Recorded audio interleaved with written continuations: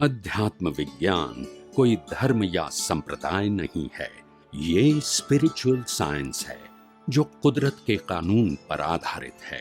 ये विज्ञान पूरे ब्रह्मांड के सभी रहस्यों को उजागर करता है और जीवन के सभी पहलुओं को समझने के लिए एक नई दृष्टि देता है। इसी को आर्ट ऑफ विजन कहते हैं, दुनिया को देखने की एक नई दृष्टि, जो अध्यात्म विज्ञानी परम पूज्य स्वामी श्री कमलेशानंद जी के निर्देशन में सनातन सत्य का अनुसंधान कर हमारे जीवन को प्रकाशित करे। जय सच्चिदानंद। મનુષ્ય પોતે અનંત અવતારથી મનુષ્ય થયો ત્યારથી મનુષ્ય કેમ થયો, સારા મનુષ્ય કેમ બનવું, સારી વાણી વર્તન વિચારો કેમ કરવા, સારું જીવન કેમ જીવવું, સુખ શાંતિ વાળું જીવન કેમ જીવવું, એવો જ પ્રયત્ન મનુષ્ય ભાવમાં પ્રત્યેક અવતારમાં પ્રત્યેક મનુષ્ય કરે છે. પણ એને એ ખબર નથી પડતી કે આ મનુષ્ય ભાવ અને મનુષ્ય ભાવમાં મળેલું શરીર એ મારું છે. આ મન વચન કાયા મારા છે. આ જીવન જીવું છું એ મારું છે. એ ખબર નથી પડતી. હું આત્મા છું કે હું શરીર છું. હું શરીર છું તો તમારી બધી વાત સાચી છે, પણ તમે આત્મા છો તો તમારી બધી વાત ખોટી છે. બોલતા નથી. તમે આત્મા છો તો વિચારો આત્મા કરે છે. તમે આત્મા છો તો વાણી આત્મા બોલે છે. તમે આત્મા છો તો વર્તન આત્મા કરે છે. તમે આત્મા છો તો જન્મ જીવન મૃત્યુ તમારા છે. તમે આત્મા છો તો બાળપણ યુવાની ઘરપણ તમારા છે. તમે આત્મા છો તો સુખ દુઃખ તમારા છે. તો પછી તમારો પ્રશ્ન ક્યારે આવે કે તમે શરીર છો? તો મારા વિચારો સારા હોવા જોઈએ, વાણી સારું હોવું જોઈએ, વર્તન સારું હોવું જોઈએ, લાઈફ સારી હોવી જોઈએ, 5 ઇન્દ્રિયના સુખો મળવા જોઈએ. એ ક્યારે બને કે તમે શરીર છો? તો શરીરને મળે એમાં વાંધો નથી, સમજાય છે? પણ હું શરીર નથી અને હું આત્મા છું, તો શરીરને શું મળે શું ના મળે એ મારો વિષય ના હોવો જોઈએ. બોલતા નથી. શરીર બને છે અને શરીરને બધું જ મળે, એનો આપણને પ્રશ્ન નથી. પણ હું શુદ્ધાત્મા છું તો શુદ્ધાત્મા તરીકે શરીરને સારું સારું મળે એવું તો ના કહી શકું ને, કારણ કે મારો વિષય નથી. મારે આત્મા થઈને આત્માનો અનુભવ કરવો છે કે આત્મા થઈને શરીરને સારું બનાવવું છે? મારે આત્મા થઈને જન્મ જીવન મરણ સારા જોઈએ છે, બાળપણ યુવાની ઘરપણ સારા જોઈએ છે આત્મા થઈને? તો પહેલા નક્કી કરો કે તમે શરીર છો એમ જીવવા માંગો છો કે આત્મા છો એમ જીવવા માંગો? નક્કી કરો પેલા. અત્યાર સુધી આત્મા હતો છતાં પણ શરીર છે એમ જ જીવ્યા. કેટલા અવતારોથી સુધાઈ શકે? આત્મા હોવા છતાં શરીર છે એમ જ જીવ્યા. તેથી આ જન્મ મરણના ચક્કર. હવે એક અવતાર શરીર ને આત્મા બે છે, પહેલા હતા અત્યારે છે. હવે એક અવતાર આત્મા થઈને જીવો, શરીર માટે નહીં. અને શરીરને તો કુદરત ચલાવશે, સમજાય છે? આ પંચ મહાભૂતો કુદરતના છે. આ શરીરને જીવતું રાખવા માટે હવા પાણી ખોરાક પણ કુદરત આપે છે, બરાબર? અને હવા પાણી ખોરાક ને શરીર લીધા પછી એને પચાવીને બ્લડમાં રૂપાંતરિત કરવું અને બધા શરીરના પાર્ટ્સમાં પહોંચાડવાનું કામ પણ કુદરત કરે છે. આપણે તો પછી આપણે વારે ઘડીએ કેમ શરીરમાં ઘૂસી જઈએ છીએ? ભલે ને શરીર છે પણ દ્રષ્ટિએ કરીને જુદારો ને કે હું આત્મા છું, હું ચેતન છું, હું અવિનાશી છું, હું અનંત શક્તિ વાળો છું. હવે પ્રકૃતિ ભલે મારી બાજુમાં છે, એને જોયા કરો ને. પ્રકૃતિ શું કામ થઈ જાવ છો? બોલતા નથી. સમજાયું કે નહીં? અહીંયા ડોક્ટર બેઠા છે ને અહીંયા ચાર્ટર એકાઉન્ટન્ટ બેઠા છે, તો ચાર્ટર એકાઉન્ટ ડોક્ટર થવાના? ડોક્ટર ચાર્ટર એકાઉન્ટ થવાના? ભલે બાજુમાં હોય. એમ દેહ અને આત્મા ભલે બાજુમાં હોય. દેહનું કામ કરે, આત્મા આત્માનું કામ કરે. વાંધો શું છે? પણ હું શુદ્ધાત્મા છું તો પછી મારે ચંદ્રલાલ થવાની ક્યાં જરૂર છે? બોલતા નથી. જે પ્રતિષ્ઠિત આત્માને બિલીફ બેસાડી જ્ઞાની પુરુષે કે હું મન વચન કાયાથી મુક્ત એવો શુદ્ધ આત્મા છું. હવે હું શું થઈ ગયો? શુદ્ધ આત્મા. અને ચંદુલાલ શું થઈ ગયા? મારી ફાઇલ. હવે હું ચંદુલાલ નથી. તો પછી મારે શુદ્ધાત્મા તરીકે ચંદુલાલને શું કરવું એ મારે નક્કી કરવાનું. બોલો. કુદરત નક્કી. ચંદુલાલને કેમ જીવવાનું, ક્યારે મરવાનું હું નક્કી કરીશ. ચંદુલાલને કર્મના ભોગવટા પાપના કેવા આવશે હું એટલે કે આત્મા નક્કી કરીશું. તો પછી વારે ઘડીએ કેમ શુદ્ધાત્મા બિલીફ વાળો પ્રકૃતિ થઈ જાય છે? ટેવ પડી ગઈ. બદલવી નહીં પડે. પારકી વસ્તુને પોતાની માનવી એ ગુનો ખરો કે નહીં? ગુનો. બોલો.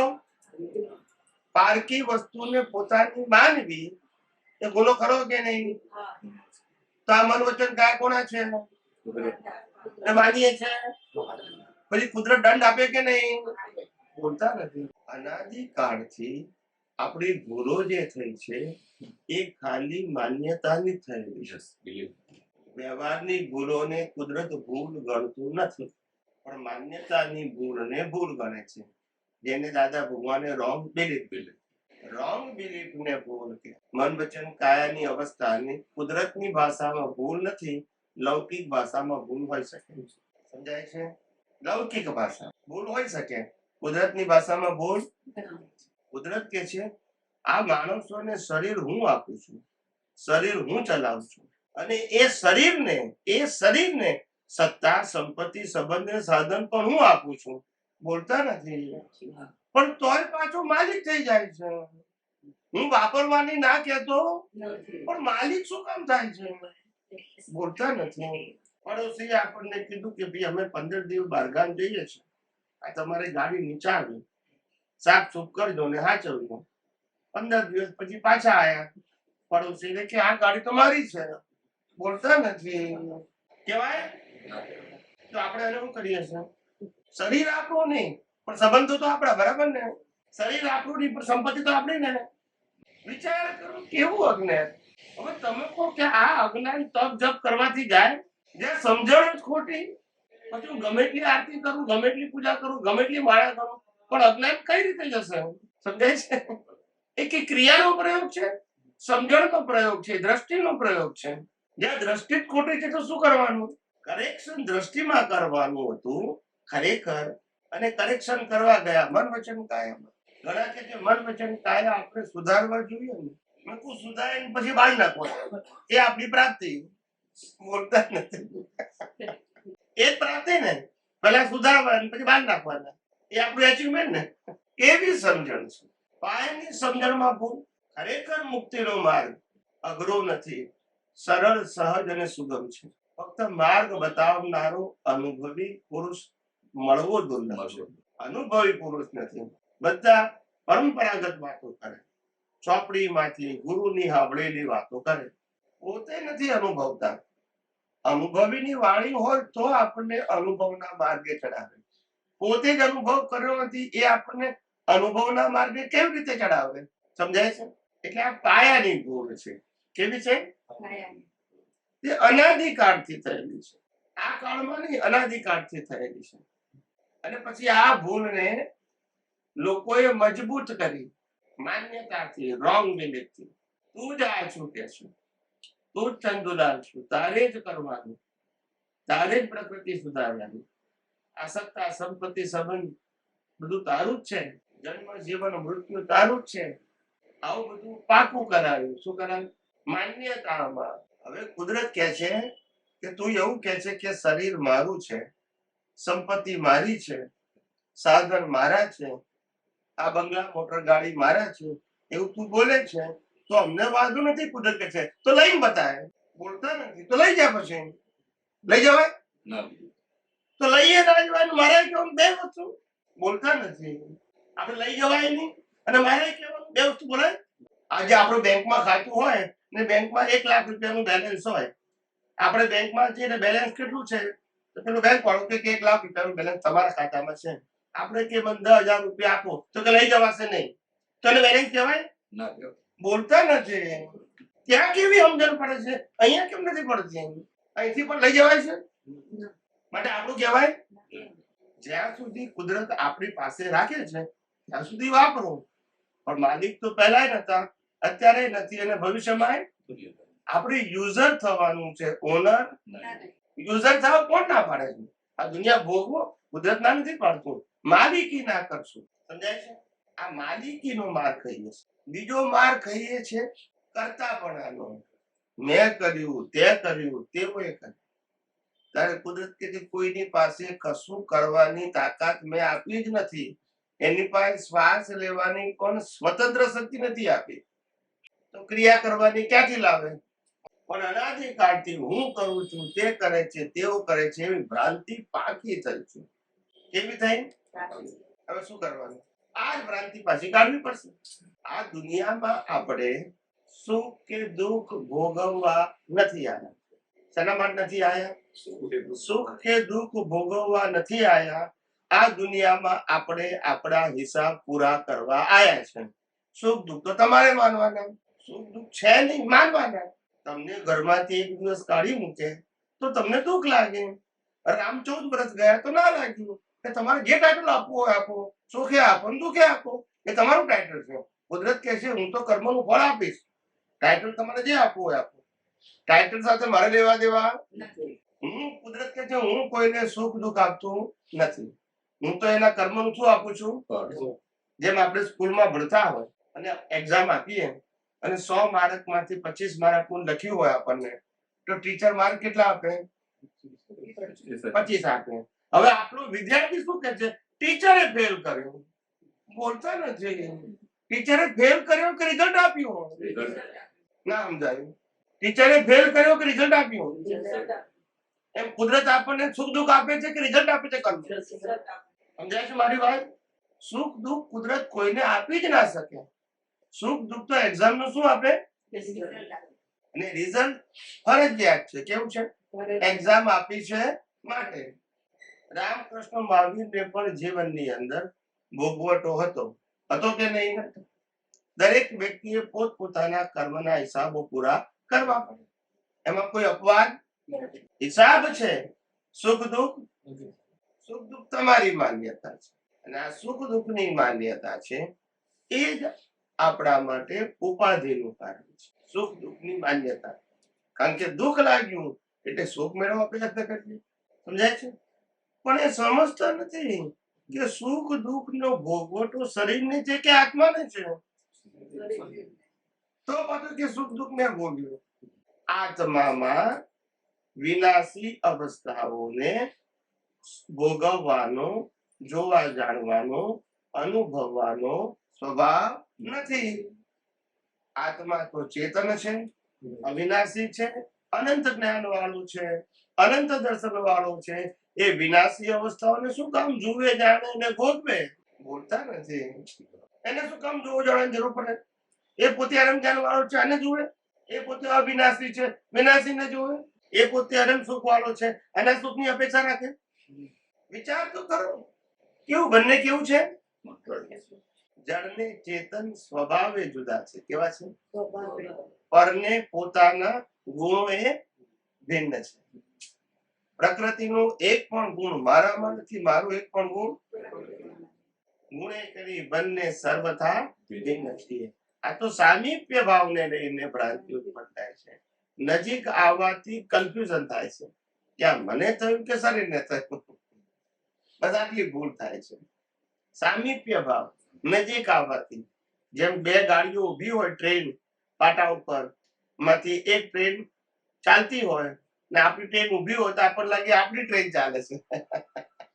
એવું સામીપ્ય ભાવને લઈને ભ્રાંતિ ઉત્પન્ન થાય છે. અને એ ભ્રાંતિ દૂર કરવા માટે વિજ્ઞાન છે.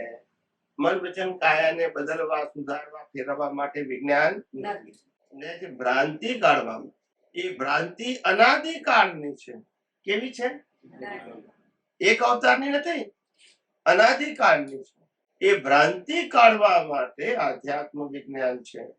અને અનાદિકાળથી આપણે ફસાયા છે.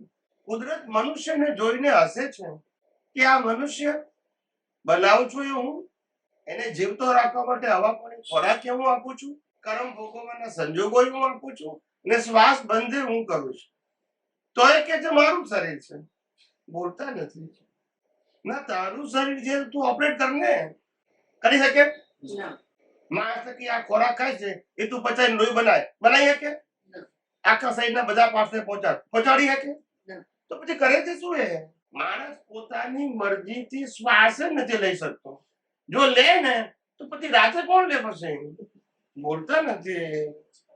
આટલી સત્તા મનુષ્ય પાસે કુદરતે આપી નથી. સમજાય છે? શ્વાસોશ્વાસ એ તમારું આયુષ્ય કર્મ સાથે જોડાયું છે. એટલા શ્વાસ તમે લઈ શકશો, વધઘટ થશે. અને શ્વાસ બંધ થવા એ માંદગી હોવો જરૂરી. સાયકલ છે આયુષ્ય કર્મ, એ પતી જાય તો માણસ મરી જાય. બેઠા બેઠા એક્સપાયર થઈ જાય. કે માંદો હોવો જરૂરી. સાયકલ બંધ થઈ ગઈ આયુષ્ય કર્મ. તમે શું કરો પછી? પ્રાણવાયુ બંધ થઈ ગયો. બોલતા નથી. પ્રાણવાયુ બંધ થઈ ગયું. પ્રાણવાયુ તો છે, પણ પ્રાણવાયુની લેવાની શક્તિ શું થઈ ગઈ? એક શ્વાસ પણ તમે તમારી મરજીથી. કેવો કુદરતનો કાર્ય! સમજાય છે? ત્યારે વિતરાગ પરમાત્મા હોય, તીર્થંકર પરમાત્માએ કહ્યું, જ્ઞાની ભગવંતોએ કહ્યું કે આ જગતમાં આત્મા સિવાય કશું જ મારું અને આત્માની શક્તિ સિવાય બીજી કોઈ શક્તિ પણ મારી નથી. અને એ આત્માનો ચૈતન્ય સ્વભાવ છે, તે સિવાય પ્રકૃતિનો એક પણ ગુણ કે સ્વભાવ મારો. જન્મ જીવન મૃત્યુ એ પણ મારો સ્વભાવ, પ્રકૃતિનો સ્વભાવ. અને વારે ઘડીએ આ ભ્રાંતિથી પેસી ગઈ. ભ્રાંતિ, અને એ ભ્રાંતિ દુનિયાના લોકો, સમાજના લોકો, પરિવારના લોકો, ધર્મગુરુઓ એ ભ્રાંતિ પાછી પાકી કરાવે છે કે તું જ ચંદુલાલ છું, તે જ ભૂલ કરી છે, તારે જ માફી માંગવાની. બોલતા નથી. તારે જ પૂજા કરવાની, તારે જ આરતી કરવાની. પણ તારે એટલે પ્રકૃતિને કે આત્માને? પ્રકૃતિ હે. પછી આપણે ગુરુને પૂછીએ પણ હું પ્રકૃતિ છું કે આત્મા છું? તો કે ના, તું છું તો આત્મા. તો પછી એમ બોલ, પ્રકૃતિ કરવાની આરતી. બોલતા નથી. બેને છૂટા પાડો ને, પણ કોઈ છૂટા પાડતું એક પસંદ છે ને. બોલે ખરા, જાણે ખરા, અને માને ખરા કે હું આત્મા છું, પણ એ તરીકે જીવવાનું તો કેવી ભ્રાંતિ! આપણે લગ્ન કરીએ એટલે હસબન્ડ વાઈફ નું ટાઇટલ મળે. એ પહેલા તો ના હોય, બરાબર છે? હવે ટાઇટલ મળે પછી એ ટાઇટલ થી જીવવાનું કે આપણે આપણી મરજી જીવવાનું? બોલતા નથી. ત્યાં કેવી તરત સમજણ પડી જાય છે કે હું છોકરો છોકરી નથી રહ્યો, હવે હસબન્ડ વાઈફ થઈ ગયો. ત્યાં તરત ખબર પડી જાય છે. અહીંયા ખબર પડતી. અહીંયા પોપટીયું જ્ઞાન છે. હું આત્મા છું એ તો ખબર છે, પણ આત્માને માનવાનું, આત્મા તરીકે જીવવાનું, ખાલી સમજવાનું, ખાલી કે આત્મા છું એટલું જ્ઞાન તરીકે. પોપટીયું જ્ઞાન. કેવું? પોપટી. એ રીતે જીવવાનું. આવી ભ્રાંતિ કેટલા અવતારોથી છે સાહેબ. આ ભ્રાંતિને કારણે માણસ ફસાયો છે. આ દુનિયાથી નથી ફસાયો. આપણે જે ભોગવીએ છે એના કરતા અનેક ગણું દુઃખ તો રામકૃષ્ણ મહાવીરને હતું સાહેબ. સમજાય છે? 14 વર્ષ વનમાં કેમ ના કાઢ્યા હશે? આપણે તો આ બજારની વચ્ચે રહીએ તોય ઉપાધિ, કાલે શું થશે? અને જંગલમાં કેવું થયું હશે? રામ 14 વર્ષ અને પાંડવો બોલો 12 વર્ષ અને મહાવીર બોલો 24. મહાવીર કેટલા વર્ષ બોલો? મારે આંકડો જોઈએ, મારે ડિસ્કશન નહીં જોઈએ, ડિસ્ક્રિપ્શન નહીં જોઈએ, ઓનલી ધ ફિગર. 30 વર્ષે છોડેલું, 42 વર્ષે જ્ઞાન થયું. એટલે મહાવીર 42 વર્ષ જંગલમાં રહ્યા, 30 વર્ષે દીક્ષા લીધી અને 72 વર્ષે લીડા હતા. 42 વર્ષ જંગલમાં જ હતા, કોઈના ઘરમાં નથી રહ્યા. બોલતા નથી. સમજાયું?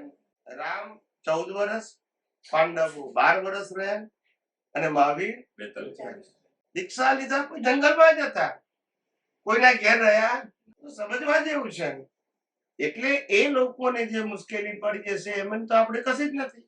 આપણે તો બધી સગવડોની વચ્ચે બેઠા છો એટલે જ રહેવાતું નથી. હે? સગવડોની વચ્ચે છે એટલે જ રહેવાતું નથી. આપણે મેન્ટલી એ રીતે ટેવાઈ ગયા. કહેવાય yes, right. નીતિ નિયમો માણસોએ બનાયા, પણ ખબર નથી પડતી કે માણસ નીતિ નિયમ પ્રમાણે નહીં, કર્મના હિસાબ પ્રમાણે જીવશે. રામને તો રામ રાજ્ય સ્થાપવું હતું રાજગાદીએ બેસીને, પણ જવું ક્યાં પડ્યું? તો શું કરે? બોલો ને. કે કોઈ પણ વ્યક્તિ આ દુનિયામાં જન્મેલી કોઈ પણ વ્યક્તિ, ચાહે તે રામ હોય, કૃષ્ણ હોય કે મહાવીર હોય, પોતાની મરજીથી જીવી શકે નહીં. પોતાના કર્મ પ્રમાણે જીવવું પડશે. અને કર્મ પ્રમાણેના સંજોગ કોણ આપશે? પોતે આત્મામાં રહી શકે, એમાં કોઈ રોકી શકે, પણ બાહ્ય જીવન તો કુદરતને આધીન જ રહેવાનું.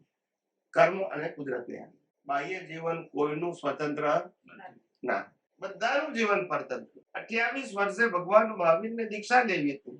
ભાઈ ભાભીને કીધું કે ભાઈ મને હવે મા બાપ નથી, તો દીક્ષા લેવાની આજ્ઞા કરો. તો મોટા ભાઈ ભાભી ના પાડી દીધી. નહીં, સ્વતંત્રતા કોની પાસે છે એમ પૂછ્યું છે. રામ રાવણને સમજાવવામાં ફેલ ગયા, યસ કે નો? અને કૃષ્ણ ભગવાન દુર્યોધનને સમજાવવામાં ફેલ ગયા, હા કે ના? અને મહાવીર ગોસાલકને સમજાવવામાં ફેલ ગયા.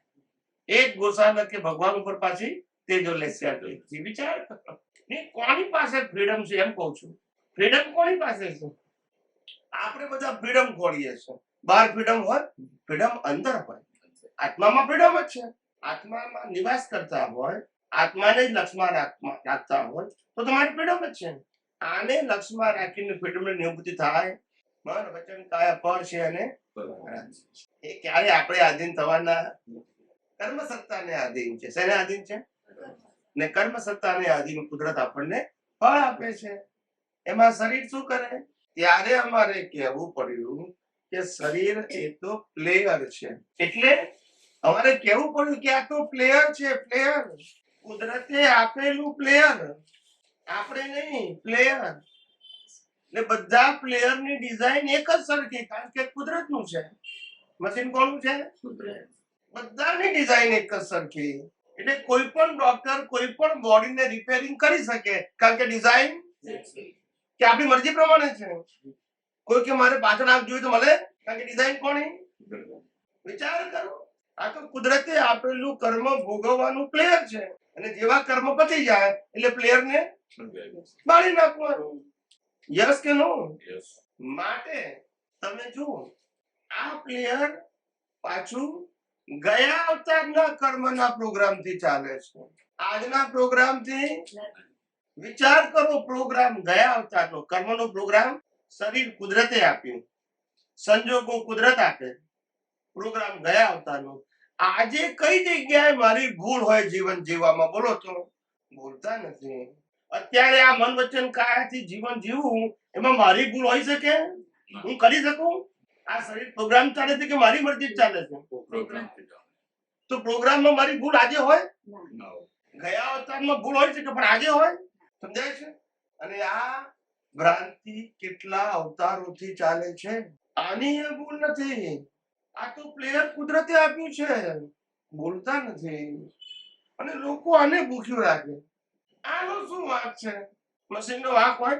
અમારા એક મહાત્મા કહે કે સ્વામીજી, આ શરીર તો જ્ઞાની તો કહેવાય ને. શું કે છે? રામે જ્ઞાન આપ્યું, કૃષ્ણએ જ્ઞાન આપ્યું, મહાવીરે જ્ઞાન આપ્યું, તો જ્ઞાની તો કહેવાય જ ને. જો શરીરને જ્ઞાની કહેવાય તો પછી બાળો છો કેમ? બોલતા નથી, પછી માથું ખંજવાળે છે. જવાબ આપી શકતા? બે વસ્તુ ના બોલો. જ્ઞાની છે ને બળાય કરું, જ્ઞાન ને બળાય. આવું ભ્રાંતિ વાળું જ્ઞાન છે. કેવું છે? જેનો તાળો મળે. શરીર દ્વારા જ્ઞાન વ્યક્ત થાય. શરીરને જ્ઞાન આ મોબાઈલ દ્વારા જ્ઞાન વ્યક્ત થાય, ટીવી દ્વારા જ્ઞાન વ્યક્ત થાય. પણ ટીવી મોબાઈલ ને જ્ઞાન ના હોય.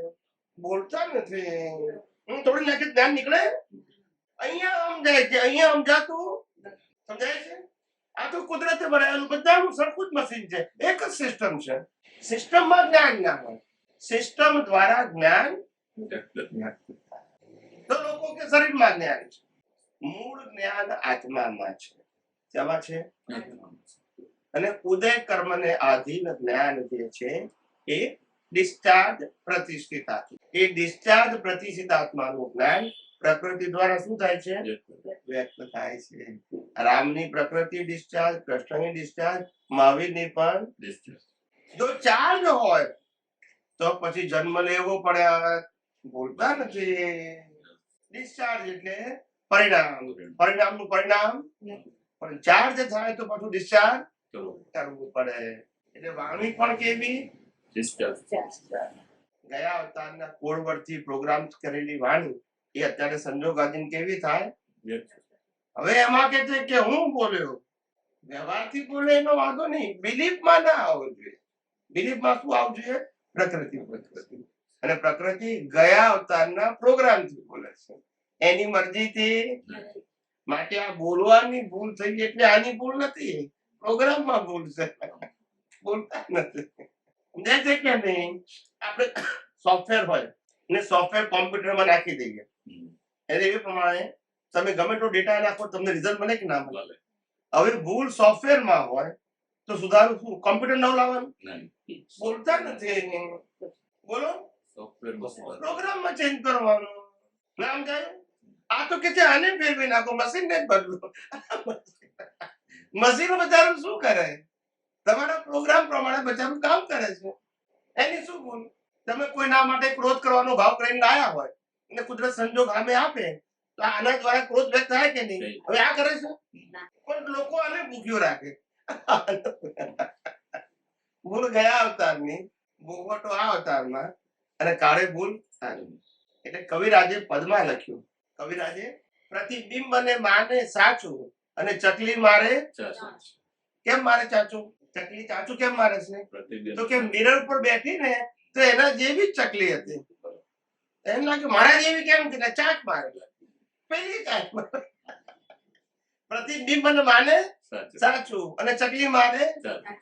એવી રીતે જે તમે કર્મ બાંધ્યા હતા તારે બિંબ હતું, આજે શું છે? આ પ્રતિબિંબ. એ પ્રતિબિંબ દ્વારા બધી અવસ્થાઓ ઉકલે છે. પણ આપણે ભૂલ કોની કરીએ છે? આની. અરે ભાઈ, આ તો પ્રતિબિંબ છે. જો ગયા અવતારનો પ્રોગ્રામ ના હોય તો આ મન વચન કાયા કશું કરી શકે? બોલતા નથી. તો ભૂલ પ્રોગ્રામમાં છે કે આની છે? અને કાઢે છે. મારી વાત ગળે ઉતરે છે કે ભરાઈ જાય છે? ઉતરે છે. માટે જ્ઞાનીઓએ કીધું મન વચન કાયા ક્યારે કોઈનાય દોષિત ના હોય. માટે લાખોની હિંસા કરનારા પણ એ જ અવતારે મોક્ષે ગયા, કારણ કે અજ્ઞાન, કર્મ અજ્ઞાનથી બંધાય છે. કર્મ મન વચન કાયાની ક્રિયાથી બંધાતા. આ ઊંધી ભ્રાંતિ કરી નાખી કે મન વચન કાયાથી કર્મ બંધાય છે. આ જ ભ્રાંતિ છે. રામ પણ રાવણ સાથે યુદ્ધ કરીને લાખો લોકોની હિંસા કરીને એ જ ભવે, અર્જુન પણ મહાભારત કરીને એ જ ભવે, અને આપણે કીડીઓ બચાવતા અહીંયા ભરીએ છીએ. તો ભૂલ ક્યાં છે? ક્રિયામાં છે, દ્રષ્ટિમાં. તો કનેક્શન ક્યાં કરવાનું? અને કરીએ છીએ ક્યાં? ના સમજાયું? ત્યાં ભૂલ છે, આની ભૂલ છે. અને સુધારવાથી શું ફાયદો? આ કે આપણું સાધન છે, કુદરતનું છે, અને કુદરતની પાસે છેલ્લે બાળી નાખવું તે રાખે કુદરત પાસે જ રે, લઈ જવાય બોલતા નથી. કેટલી ભ્રાંતિ, એમ પૂછું છું. અને આ સાંપ્રદાયિક ધર્મો સાથે કોઈ લેવા દેવા છે આ વિજ્ઞાનને?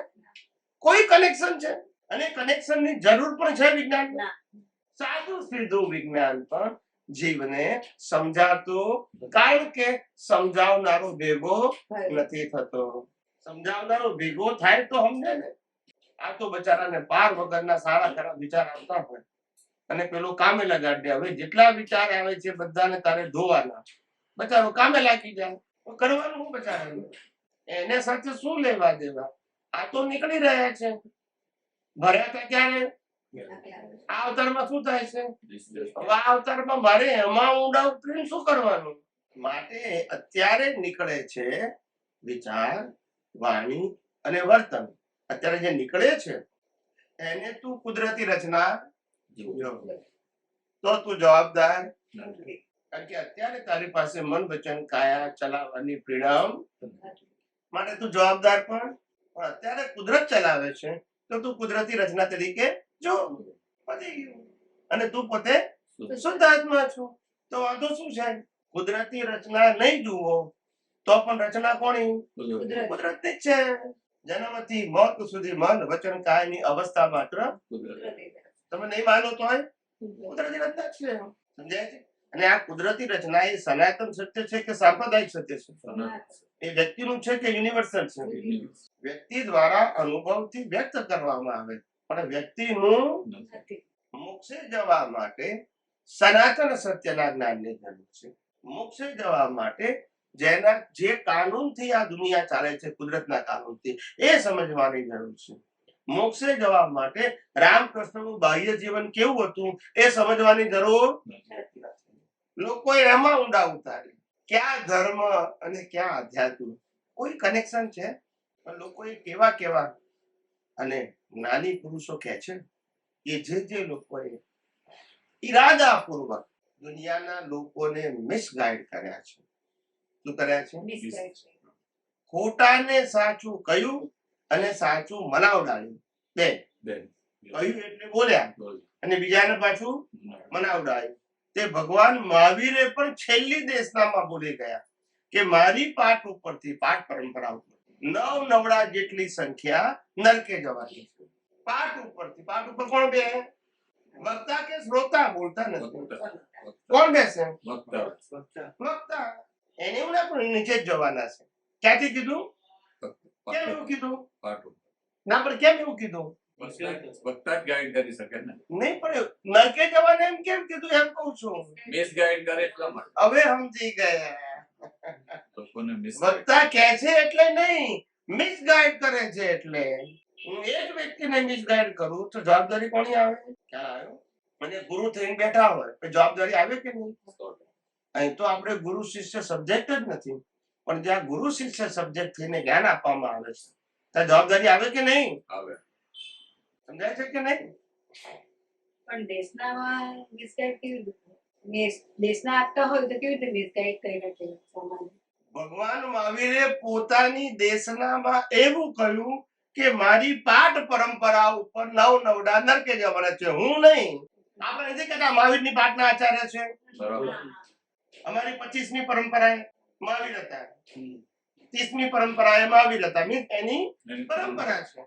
સમજાયું કે નહીં? બરાબર. તે પરંપરા ઉપર, પરંપરાની પાઠ ઉપર જે લોકો પ્રવચન કરશે, ઉપદેશ આપશે, એમાંથી 9 નવડા નરકે જશે. બરાબર. આટલી સંખ્યા. જે મિસગાઈડ. એવું કોણે કીધું? મહાવીરે કહ્યું. પોતાના જ્ઞાનમાં જોઈને. મહાવીર તો મોક્ષે ગયા.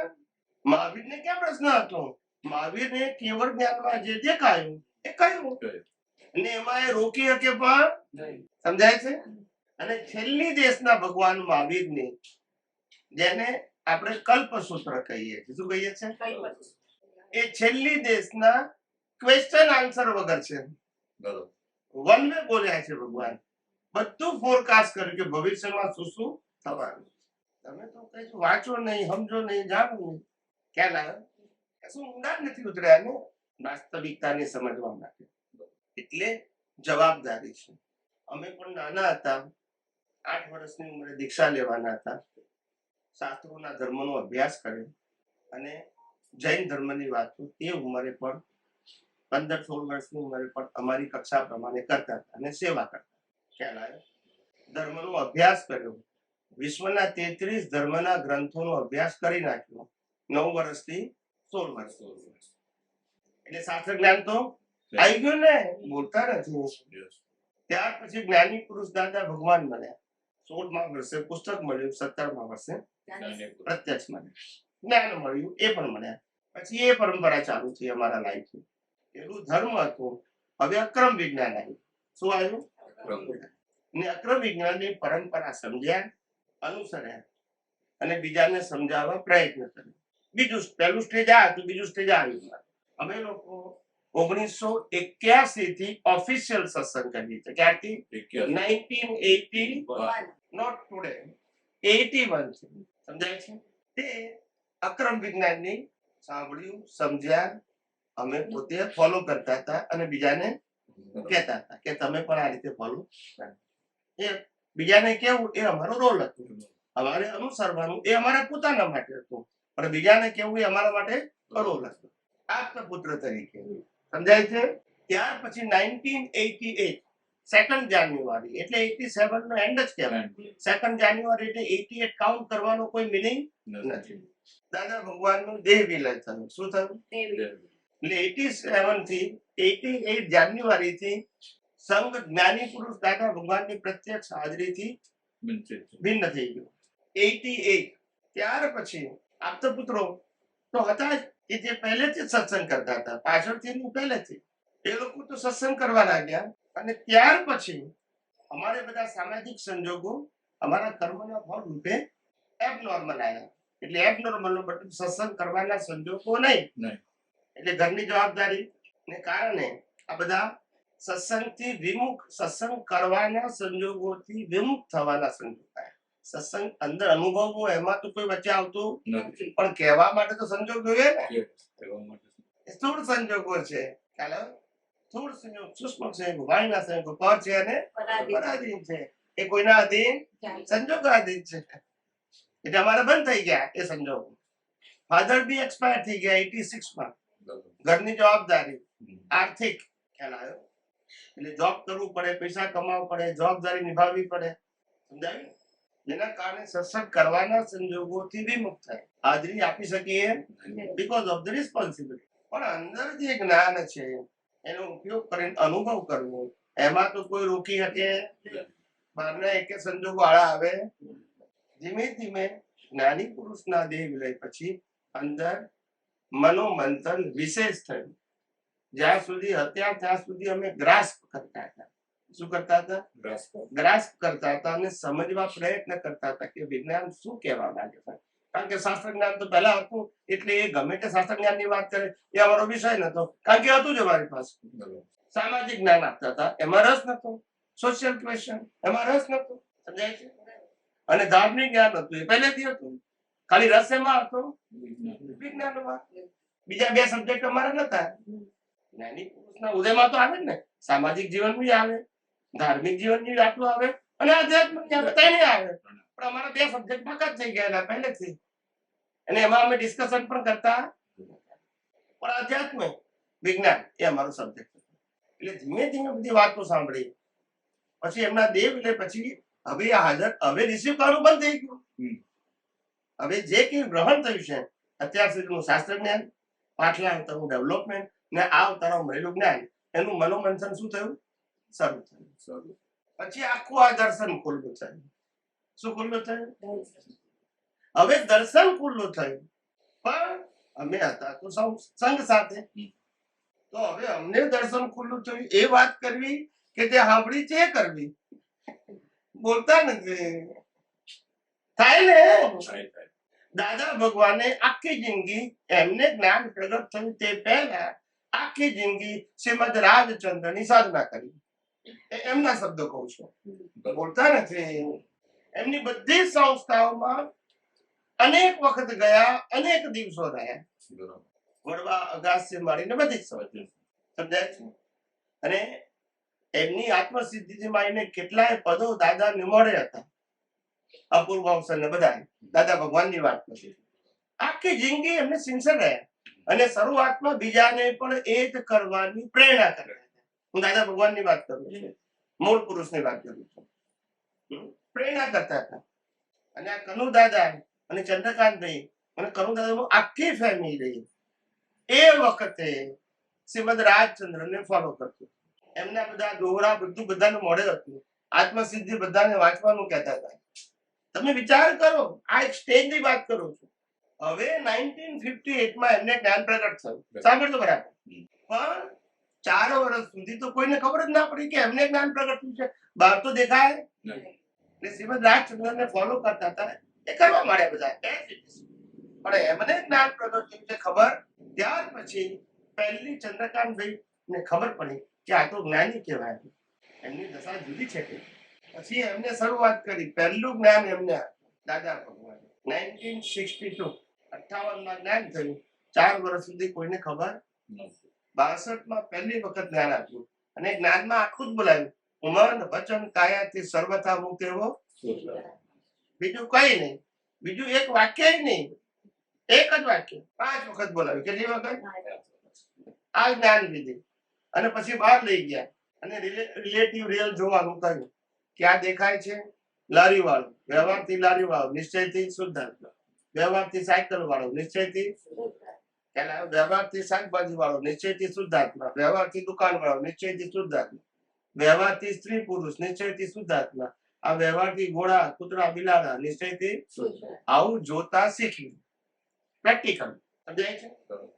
પ્રકૃતિમાં પરમાત્મા જોતા શીખવી. પ્રકૃતિ મનુષ્યની હોય કે પ્રાણીની હોય, પણ જોવાનું શું એમાં? આ શીખવી. અને પછી પ્રકૃતિ તો ખરી જ. બધામાં હું શુદ્ધાત્મા જોઉં, હું શુદ્ધાત્મા છું તે ખબર પડી ગઈ. પણ પ્રકૃતિ અને પ્રકૃતિની વિવિધતા તો રહેવાની જ. પોતાની પ્રકૃતિ અને બીજાની પ્રકૃતિ. યસ કે નો? એને સમજવા માટે વ્યવસ્થિત શક્તિનું જ્ઞાન આપ્યું. આત્માને સમજવા માટે નહીં. બોલતા નથી. શેને સમજવા માટે? પ્રકૃતિને સમજવા માટે. પોતાની અને અન્ય વ્યક્તિઓની પ્રકૃતિ કઈ રીતે કામ કરે છે તો કે વ્યવસ્થિત શક્તિ. આને કોણ ચલાવે છે? અને હું કોણ છું? શુદ્ધાત્મા. ના સમજાયું? સમજાયું કે નહીં? સમજાયું કે નહીં? એટલે આ મન વચન કાયાની અવસ્થા માત્ર કુદરતી રચના છે. એમને જ કહ્યું બોલતા નથી. સ્થૂળ સંજોગો, સૂક્ષ્મ સંજોગો, વાણીના સંજોગો પર અને પર બી છે એટલે પારકા બી છે. અને પારકી સત્તાને એટલે કુદરતી સત્તાને આધીન છે. મન વચન કાયા પર પણ છે અને પાછા આધીન કોને છે? કુદરતને. મારે આધીન એટલે કે શુદ્ધાત્માને આધીન નથી. સમજાય છે? આ વ્યવસ્થિત શક્તિનું જ્ઞાન સત્સંગમાં લોકોને સમજાવ્યું. પ્રકૃતિમાં પરમાત્મા જોવા અને વ્યવસ્થિત પ્રકૃતિને વ્યવસ્થિત જોવી. પ્રકૃતિમાં પરમાત્મા જોવા અને પોતાની ને અન્યની પ્રકૃતિને કુદરત વ્યવસ્થિત જોવી. એ જ્ઞાન શરૂઆતમાં લોકોને ફિટ ના થયું. એટલે 4-5 વર્ષ આ પ્રયોગ કર્યો. આટલું જ. એ વખતે કશું બીજું હતું જ્ઞાન વિધિ નહીં, આજ્ઞા નહીં, સહસાધન નહીં, કઈ નહીં. સમજાય છે? પણ 4-5 વર્ષ જે લોકો આયા ગયા પછી દાદાને ખબર પડી કે આ લોકો વિજ્ઞાન સમજવાની ક્ષમતા ધરાવતા નથી. એટલે પોતે બોલ્યા કે આ બધા માઇનસ માર્ક વાળા છે. 100 માંથી -3, -4. હવે સમજાવું કેમનું? 100 માંથી 5-10 હોય તોય સમજાવું. તો 100 માર્કની એક્ઝામમાં -5 આવ્યા. બોલતા હવે કેમનું સમજાવું? આ દાદાની ભાષા ખોટો, મારી પાસે નથી બોલતો કે આ બધા માઇનસ માર્ક વાળા છે. હવે કેમનું વિજ્ઞાન આપવું? તે કવિરાજે તો લખ્યું કે પાડાને વેદ ભણાયા. પાડા એટલે જળ બુદ્ધિ વાળા વેદ ભણાયા કે જે સમજી શકે. સમજાય છે? એટલે પછી દાદાને સમજણ પડી ગઈ. તો દાદા કે મેં 4-5 વર્ષ પ્રયોગ કર્યો આ વિજ્ઞાન આપવાનું, પણ લોકો તગારા ને પાવડા મૂકીને ભાગ્યું કે તમારું જ્ઞાન તમારી પાસે. બોલતા નથી. ના સમજાયું? ત્યાર પછી સમજી ગયા કે આ લોકો વિજ્ઞાન ને લાયક. અને પછી શું આપી દીધું? ફોર્મેટ. કે ઉપર જાવ ત્યાં સુધી અંત આવે. બોલતા નથી. ફોર્મેટ તો અંત આવે ના આવે. અન્ય ધર્મો પણ આ છે ને. કોઈ જેવું કે તમારે પૂજા નહીં કરવાની હોય 90 વર્ષ પછી. કોઈ કે ગવાળા નહીં કરવાની. ઉપર જાવ ત્યાં સુધી કર્યા જ કરવાનું. એમાં બધું પણ શું આપી દીધું એમને? ફોર્મેટ. ક્યારે બંધ કરવાનું કીધું? કરે જ કરવાનું. એટલે એને એન્ડ આવે. આ એક પ્રસંગ કેવો છે એના ઉપર તમને સમજાશે કે કેમ આવું થયું. એક બ્રાહ્મણ હતો, તેને સાધના કરી. શું કરી? ને સાધના કરી ને સાધના ફળી. અને એ સાધના ફળી કે પેલો જીન હાજર થઈ ગયો. જીન કો કે શક્તિ કો જે કો તે હાજર થઈ ગયું. અને કીધું કે હું તો તમારો સેવક છું, તમે જે કામ કોઈ મારે કરવાનું. બરાબર. તો ખુશ થઈ ગયો કે આપણને તો સેવક મળી ગયો વગર પગારનું. એટલે જીને કીધું હું તમારો સેવક ખરો, પણ એક કન્ડિશન, તમે જેટલા કામ કહેશો એ બધા કરીશ, પણ કામ નહીં બતાવો તો તમને મારી નાખીશ. બોલતા નથી. ના સમજાય? હું કામ કરવા આવ્યો છું. ક્યાં તમારું કામ કામ કામ કરી ક્યાં તમને ઉડાડી નાખી. એક છેલ્લે છેલ્લું કામ મારું. તો બ્રાહ્મણ ને શરૂઆતમાં લાગ્યું કશો વાંધો નહીં, આપણે કામ હોપ્યા જ કરીશું. તો ગમે એટલું કામ હોપે, જીનને કેટલી વાર લાગે? ફટાફટ ફટાફટ ફટાફટ કરી નાખ્યું. પછી બ્રાહ્મણ તો 2-4 દિવસ, અઠવાડિયું, 15 દિવસ થાય ગભરાઈ ગયો બચારો કે મને કામ કેટલું આપવું. એટલે 5-10 કામ આપી અને પેલો બ્રાહ્મણ હતો એ વાણિયાને ગયો, એનો મિત્ર, કે વાણિયો કોઈ રસ્તો બતાવશે. ફસાઈ તો ગયો. ને વાણિયા પાસે ગયો ને વાણિયાને બધી વાત કરી કે ભાઈ આવું આવું થયું છે અને હું ફસાઈ ગયો છું. હવે હું કામ નહીં બતાવે તો મને મારી નાખશે. હવે કામ આપું કેટલું કે છે? તો વાણીઓ કે છે હવે આવી બધી સાધના કરે તો મને પૂછ્યું તું કે છે, પૂછવું જ જોઈએ. પછી પેલો બ્રાહ્મણ કે ભાઈ હું તારો મિત્ર છું, કંઈક તો રસ્તો બતાય. તો વાણીઓ કે સાહેબ રસ્તો બતાવું છું. તો વાણી આવે પછી રસ્તો બતાવ્યો. શું બતાવ્યો? એક કામ કર, હવે જીન પાછો આવે એટલે તારે એને કહેવાનું કે આ મારું 3 માળનું મકાન છે, જ્યાં સુધી બીજું કામ ના આપું ત્યાં સુધી ચાલ ઉતર કરવાનું. વળી પાછું કામ આપનું કામ પાછું ના સમજાયું, ના સમજાયું. જરૂર નહીં પડે. ત્યાં ભૂતને કામ આપ્યું થાય છે? ના કરે ક્યારે મરી જાય ત્યારે નહીં કરવાનું. આપણે કોઈ ક્યાંક જાય ક્યારે નહીં કરવાનું, તું ઉપર જાય ત્યારે ત્યાં સુધી કરવાની. તે ભૂતને કામ આપ્યું. પંચમહાભૂતના શરીર આવી રીતે આ દુનિયા ચાલે છે સાહેબ, પણ કોઈને કશી સમજણ નથી. આ તો અમે આ જ્ઞાન પ્રકાશ આપીએ છીએ ને ત્યાં તમને દેખાય નહીં. તમે પણ દેખવાની દ્રષ્ટિએ ક્યાં છે? આ વિજ્ઞાન થી હું તમને દ્રષ્ટિ આપું છું દેખવાની કે આ જગતનું સનાતન સત્ય શું છે અને આ જગતનું રિલેટિવ સત્ય શું છે. આખું જગત રિલેટિવ સત્યમાં ફસાયું છે, છતાં એને ફસાયું છે એવું લાગતું પણ નથી. જેલમાં મજા આવે છે, બોલતા નથી. બધી સ્વતંત્રતા હણાઈ જાય તોય લાગે છે કે હું સ્વતંત્ર છું, બોલતા નથી. કેવી ભ્રાંતિ! એટલે અનાદિ કાળથી આવું ચાલે છે. ત્યાર પછી જ્ઞાની પુરુષ દાદા ભગવાનને ખ્યાલ આવી ગયો કે હવે આ લોકોને સત સાધન આપવું. પછી એ પરંપરા ચાલુ થઈ ગઈ. એમના ગયા પછી હવે ચાલુ જ છે. હવે એનું કોઈ બંધ કરે નહીં, કારણ કે નિયમ છે કામ નહીં આપો તો મારી નાખી દીધું.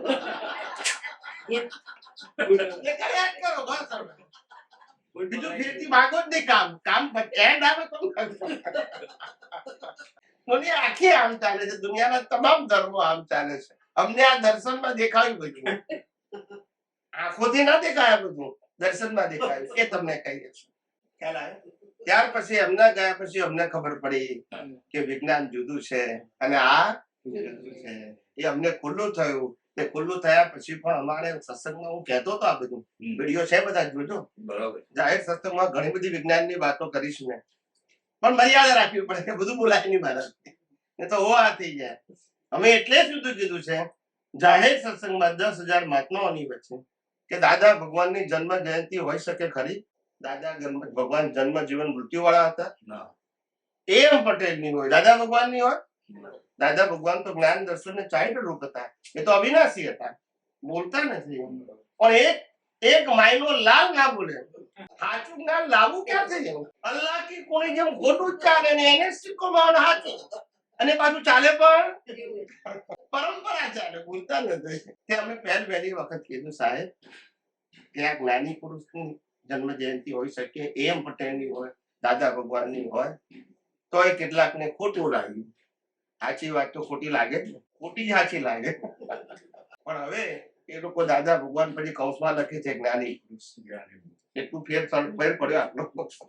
આવું છે. સાચું કોણ કે માર કોણ ખાય એમ કો મને સમજાય છે? જે લીડર હોય ને જે રિસ્પોન્સિબલ હોય તે જેમ છે તેમ કે દુનિયાને જે કરવું હોય થાય. સમજાય છે?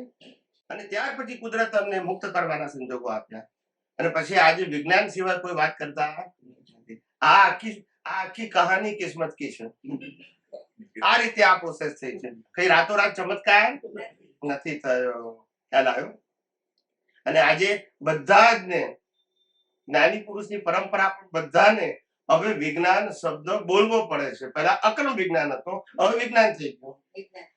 કારણ કે અમે કહી દીધું અક્રમ કે ક્રમ બંને પાથ છે, એમાં વિજ્ઞાન જ સનાતન છે. વિજ્ઞાન ને ટાઇટલ ના હોય ને ટાઇટલ હોય તો વિજ્ઞાન ના. બોલતા નથી. વિજ્ઞાન ને વિશેષણ ના હોય. આ બધું ખુલ્લું પાડ્યું. હવે શું કરે? એટલે હવે ધીમે ધીમે અક્રમ માંથી વિજ્ઞાન પર આવી ગયા. અક્રમ વિજ્ઞાન ની શું બોલતા હતી? ક્યાં? વિજ્ઞાન. અને જ્ઞાની પુરુષ દાદા ભગવાને પણ કહ્યું કે ક્રમ હોય કે અક્રમ હોય, બંધાને વિજ્ઞાન તો અને ચોગરદમથી સમજવું પડશે. કે આ બધી વાતો હવે જે હતી એ આ વિજ્ઞાન દ્વારા ટેલી થઈ ગઈ. અને ટેલી થઈ એટલે ધીમે ધીમે સમજીએ કે હવે આપણે બોલવી પણ પડશે, કારણ કે આ વાતો બહાર પડી ગઈ. અત્યારે તો ઢંકાયેલું હતું, હવે શું થઈ ગઈ? ખુલ્લી થઈ ગઈ. હવે કેમ ના ઢાંકશો? એ આખી આ વાત બહાર પડી. હવે બધાને ખબર પડી ગઈ કે વિજ્ઞાન સનાતન સત્ય હોય અને માર્ગ છે એ સનાતન સત્ય ના હોય. એ દાદા ભગવાને કીધું કે અક્રમ વિજ્ઞાનમાં વિજ્ઞાન સનાતન છે ને અક્રમ ની ઉત્પત્તિ પણ થઈ અને નાશ પણ, કારણ કે માર્ગ છે, માર્ગની બિગિનિંગ પણ હોય અને એન્ડ પણ હોય, પણ વિજ્ઞાનની બિગિનિંગ એન્ડ ત્યાં છૂટું પડ્યું. અક્રમ અને વિજ્ઞાન બે શું થઈ ગયું? છૂટું થઈ ગયું. ખ્યાલ આવી ગયો? અને આ અત્યારે જે આ વિજ્ઞાન સમજનારા પાસે જે પાવર છે ને, એ મારો પાવર નથી, વિજ્ઞાનનો પાવર છે. જેટલું સમજાય એમ છૂટાપણું રહે, જેટલું સમજાય એમ છૂટાપણું રહે, કારણ કે વિજ્ઞાન પોતે સેપરેશન છે. વિજ્ઞાનનું કામ શું છે? વિજ્ઞાન એટલે જ સેપરેશન. દેહ અને આત્માને છૂટા પાડવા, છૂટા અનુભવવા, છૂટા જોવા, એ વિજ્ઞાન છે. એમાં કોઈ ક્રિયાકાંડ સબ્જેક્ટ, માનવું ના માનવું એ સબ્જેક્ટ આવતો બી. દેહ અને આત્મા જુદા છે, મારે અનુભવવા છે, પતી ગયું. પછી એ જ્ઞાન મહાવીર પાસેથી આવ્યું, રામ પાસેથી આવ્યું કે કૃષ્ણ પાસે આવ્યું. મારા અનુભવ શું કરવો છે? કે હું દેહ નથી, હું સુધા. આ અનુભવ કરવાનો ને, બોલતા નથી. આ કરવાનું ને તો કોઈ વ્યક્તિનો અનુભવ કરવાનો છે. ત્યારે અમે કીધું આધ્યાત્મ વિજ્ઞાન એ વ્યક્તિ વિશેષ નથી. આધ્યાત્મ વિજ્ઞાન સનાતન સત્ય ઉપર આધારિત છે, જે હતું છે અને રહેશે. આધ્યાત્મ વિજ્ઞાનનો કોઈ માલિક માટે આ વિજ્ઞાન કોઈ પણ વ્યક્તિ સાંભળે, સમજે, ઉપયોગ કરે, અનુભવ કરે અને બીજાને વહેંચે, એમાં મારી પરમિશનની જરૂર નથી. કારણ કે વિજ્ઞાન કોનું છે? કુદરતનું. પણ વ્યક્તિનું વિજ્ઞાન હોય તો પરમિશન વગર બોલી શકો? બોલતા નથી. હા કે ના તો બોલો. આ વિજ્ઞાન વ્યક્તિનું, આ બધી વસ્તુ સાબિત થાય છે કે નહીં? અહીંયા કોઈને વિજ્ઞાન કહેવા માટે પરમિશનની જરૂર છે? કારણ કે માલિકીનું નથી. માલિક તો કુદરત છે. બધું ટેલી થાય છે કે નહીં? વિજ્ઞાન એટલે જ સિદ્ધાંત, ધર્મ એટલે શ્રદ્ધા. ટેલી કરવાનું નહીં, માનવાનું અને અનુસરવાનું. બસ ટેલી નહીં કરવાનું. તમને કીધું હોય કે એક માળા ગણો એટલે આટલું પુણ્ય બંધાય, માનવાનું. ટેલી નહીં કરવાનું. બસ ક્યાં આજે ટેલી કરે? ટેલી કઈ રીતે કરો? એક માળા કરવાથી આટલું પુણ્ય થયું તમને કીધું, ટેલી ક્યાં કરવાનું? માનવાનું છે ને તમારે. બોલતા નથી. જૈનો કહેતા મહાવીરની માળા ગણો તો આટલું પુણ્ય થાય. વૈષ્ણવ કહે કૃષ્ણની ગણો તો પુણ્ય બંધાય. બ્રાહ્મણો કહે શિવની ગણો તો પુણ્ય બંધાય. પણ ટેલી ક્યાં કરવાનું? માનવાનું ને. ટેલી કરવાનું આવે? ધર્મમાં ટેલી કરવાનું માનવાનું જ હોય. કારણ કે એ સિદ્ધાંત નથી, માત્ર શ્રદ્ધા છે. શ્રદ્ધામાં ટેલી કોઈ દિવસ થાય? માનવાનું. બસ આ મારા ભગવાન છે, આ ગુરુ છે, માનવાનું. મારે ટેલી નહીં કરવાનું. સમજાય છે? એટલે દુનિયા આવી રીતે માન્યતાથી ચાલે છે. એ બધી માન્યતા ખલાસ કરવા માટે સનાતન સત્ય જાણવું જરૂરી છે, જે કુદરત, કુદરતી કાનૂન અને કુદરતી રચના ઉપર આધારિત છે. જે કોઈ વ્યક્તિ, સંસ્થા, ગુરુ, ભગવાન, ક્રિયાકાંડ, મંદિર, મંત્ર ઉપર આધારિત નથી. યસ કે નો? અને આ વિજ્ઞાન હવે પંચમ આરાના એન્ડ સુધી ચાલવાનું છે. ક્યાં સુધી? પંચમ આરાનો એન્ડ એટલે હજુ 18,000 વર્ષો. આ છે ને 18. પછી છઠ્ઠો આવે. છઠ્ઠામાં તો ધર્મ છે જ નહીં. આ જ વિજ્ઞાન ચાલશે. આના ઉપર લોકો પીએચડી કરશે, પુસ્તકો બનાવશે, સિલેબસ બનાવશે, નાની નાની ચોપડીઓ બનાવશે. જેને જે બનાવવું બનાવે. કેમ? કારણ કે આ વિજ્ઞાન કોઈની માલિકીનું, મારે પરમિશનની પણ જરૂર નથી. દરેક વ્યક્તિ લખશે કે આ સનાતન સત્ય છે, આ કુદરતના કાનૂન ઉપર આધારિત છે. મારું નામ લખવું જરૂરી? કારણ કે મારું તો છે જ નહીં. હું હાજરથી કહું છું, પછી ક્યાં વાંધો છે? વર્લ્ડની અંદર મહાવીરના નિવાન પછી પહેલી વખત આ વિજ્ઞાન ખુલ્લું થયું, જેનો કોઈ માલિક નથી.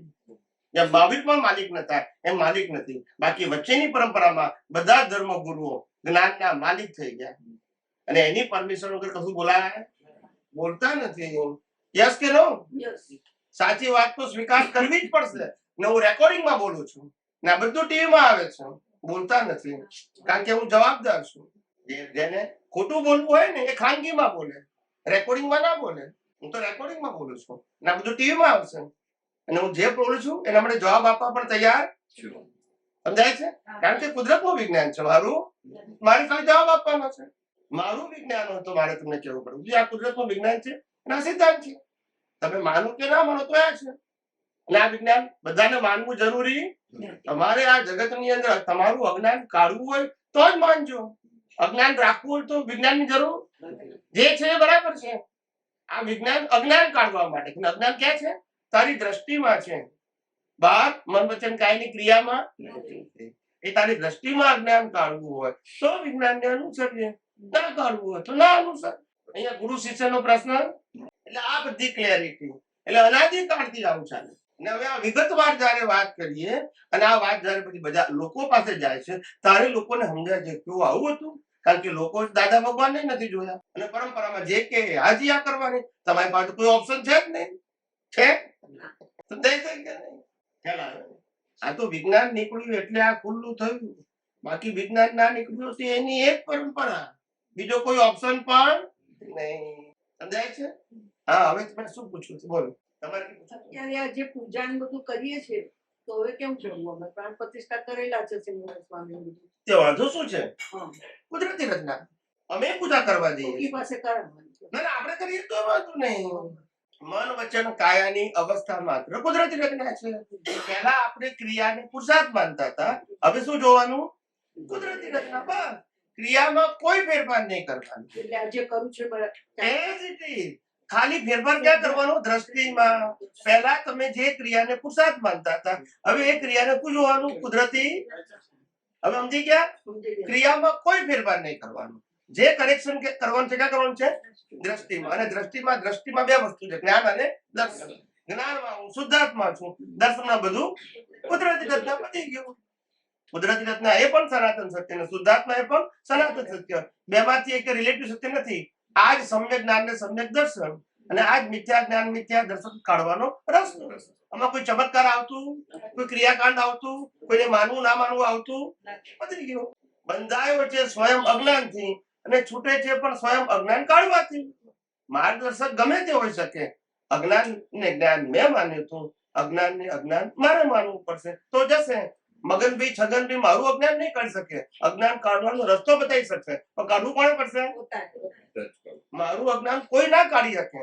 મને જ્ઞાની અજ્ઞાન કાઢવાનો રસ્તો બતાવે. જેમ ધર્મગુરુ પાપ પુણ્ય ને પ્રાયશ્ચિતનો રસ્તો બતાવે છે, એમ અનુભવી જ્ઞાની અજ્ઞાન કાઢવાનો રસ્તો બતાવે. પણ કાઢવું તો કોને પડે? માટે આધ્યાત્મ માર્ગ એ દ્રષ્ટિનો વિષય છે, મન વચન કાયાનો વિષય. સમજાયું કે નહીં? ભ્રાંતિ કાઢવા માટે શું કરવું? આ પહેલી ભ્રાંતિ એ કે હું નામધારી છું કે દેહધારી છું, એ પહેલી ભ્રાંતિ. અને એને કાઢવા માટે હું શુદ્ધાત્મા છું, એ સમ્યક જ્ઞાન. અને હું નામધારી છું, એ મિથ્યા જ્ઞાન. અને બીજી ભ્રાંતિ મન વચન કાયાને હું ચલાવું છું અને મન વચન કાયાથી સંકળાયેલા સત્તા સંપત્તિ સંબંધ સાધન મારા છે, જન્મ જીવન મૃત્યુ મારા છે. આ મિથ્યા દર્શન. તો સમ્યક દર્શન શું? તો કે મન વચન કાયા તેની અવસ્થા ને પાંચ જ્ઞાનેન્દ્રિયોથી અનુભવાતી સમગ્ર સૃષ્ટિ એ કુદરતી રચના છે. તો એ સમ્યક દર્શન થઈ ગયું. ના સમજાય? બસ અમે ચમત્કાર ક્યાં આવ્યો? સમજાયું કે નહીં? અજ્ઞાન પણ આપણે જ ગ્રહણ કર્યું છે ને અજ્ઞાનને વિજ્ઞાનથી નાશ પણ આપણે જ કરવો પડશે. મહાવીર પણ પોતાની ધર્મ પત્નીને મોક્ષે ના લઈ જઈ શકે પ્રભુ. સમજાય છે? દરેકને જાતે જ પુરુષાર્થ કરીને જઈ શકે. કોઈ એવો ચમત્કારિક માર્ગ દુનિયામાં છે નહીં કે કોઈ કોઈને મોક્ષે લઈ જઈ શકે. ખાલી માર્ગ બતાવી શકે. ભગવાન મહાવીરને એક વખત પૂછ્યું તો ગૌતમ સ્વામીએ કે ભગવાન આપ તો મોક્ષ દાતા છો, તો પછી આ બધા જીવો જે બચારા નથી સમજી શકતા એનો મોક્ષ કેમ ના થાય? આપ તો મોક્ષ દાતા છો. ત્યારે ભગવાન મહાવીરે સ્પષ્ટ કર્યું, હું મોક્ષ દાતા નથી, મોક્ષ માર્ગ દાતા છું. હું મોક્ષ આપું તો ગમે તે લઈ જઈ શકું. તો પછી પુરુષાર્થ જ ના રહ્યો, ચમત્કાર થઈ ગયો. બોલતા નથી. યસ કે નો? પછી પુરુષાર્થ ની ક્યાં જરૂર છે? તમારે લઈ જવાનું છે પછી. પણ એવું ભ્રાંતિનું જ્ઞાન દુનિયામાં નથી. કુદરતનો કાનૂન તો એક્ઝેક્ટ છે. જે આ દુનિયામાં તમારું નથી એને તમારું નથી એવું માનવું પડશે.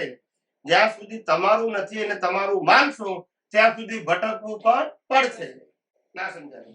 જે તમારું નથી, જે તમે નથી ને જે તમારી પાસે રહેલું સત્તા સંપત્તિ સંબંધ તમારા નથી એને 100% તમારા નથી એમ માનવું જ પડશે.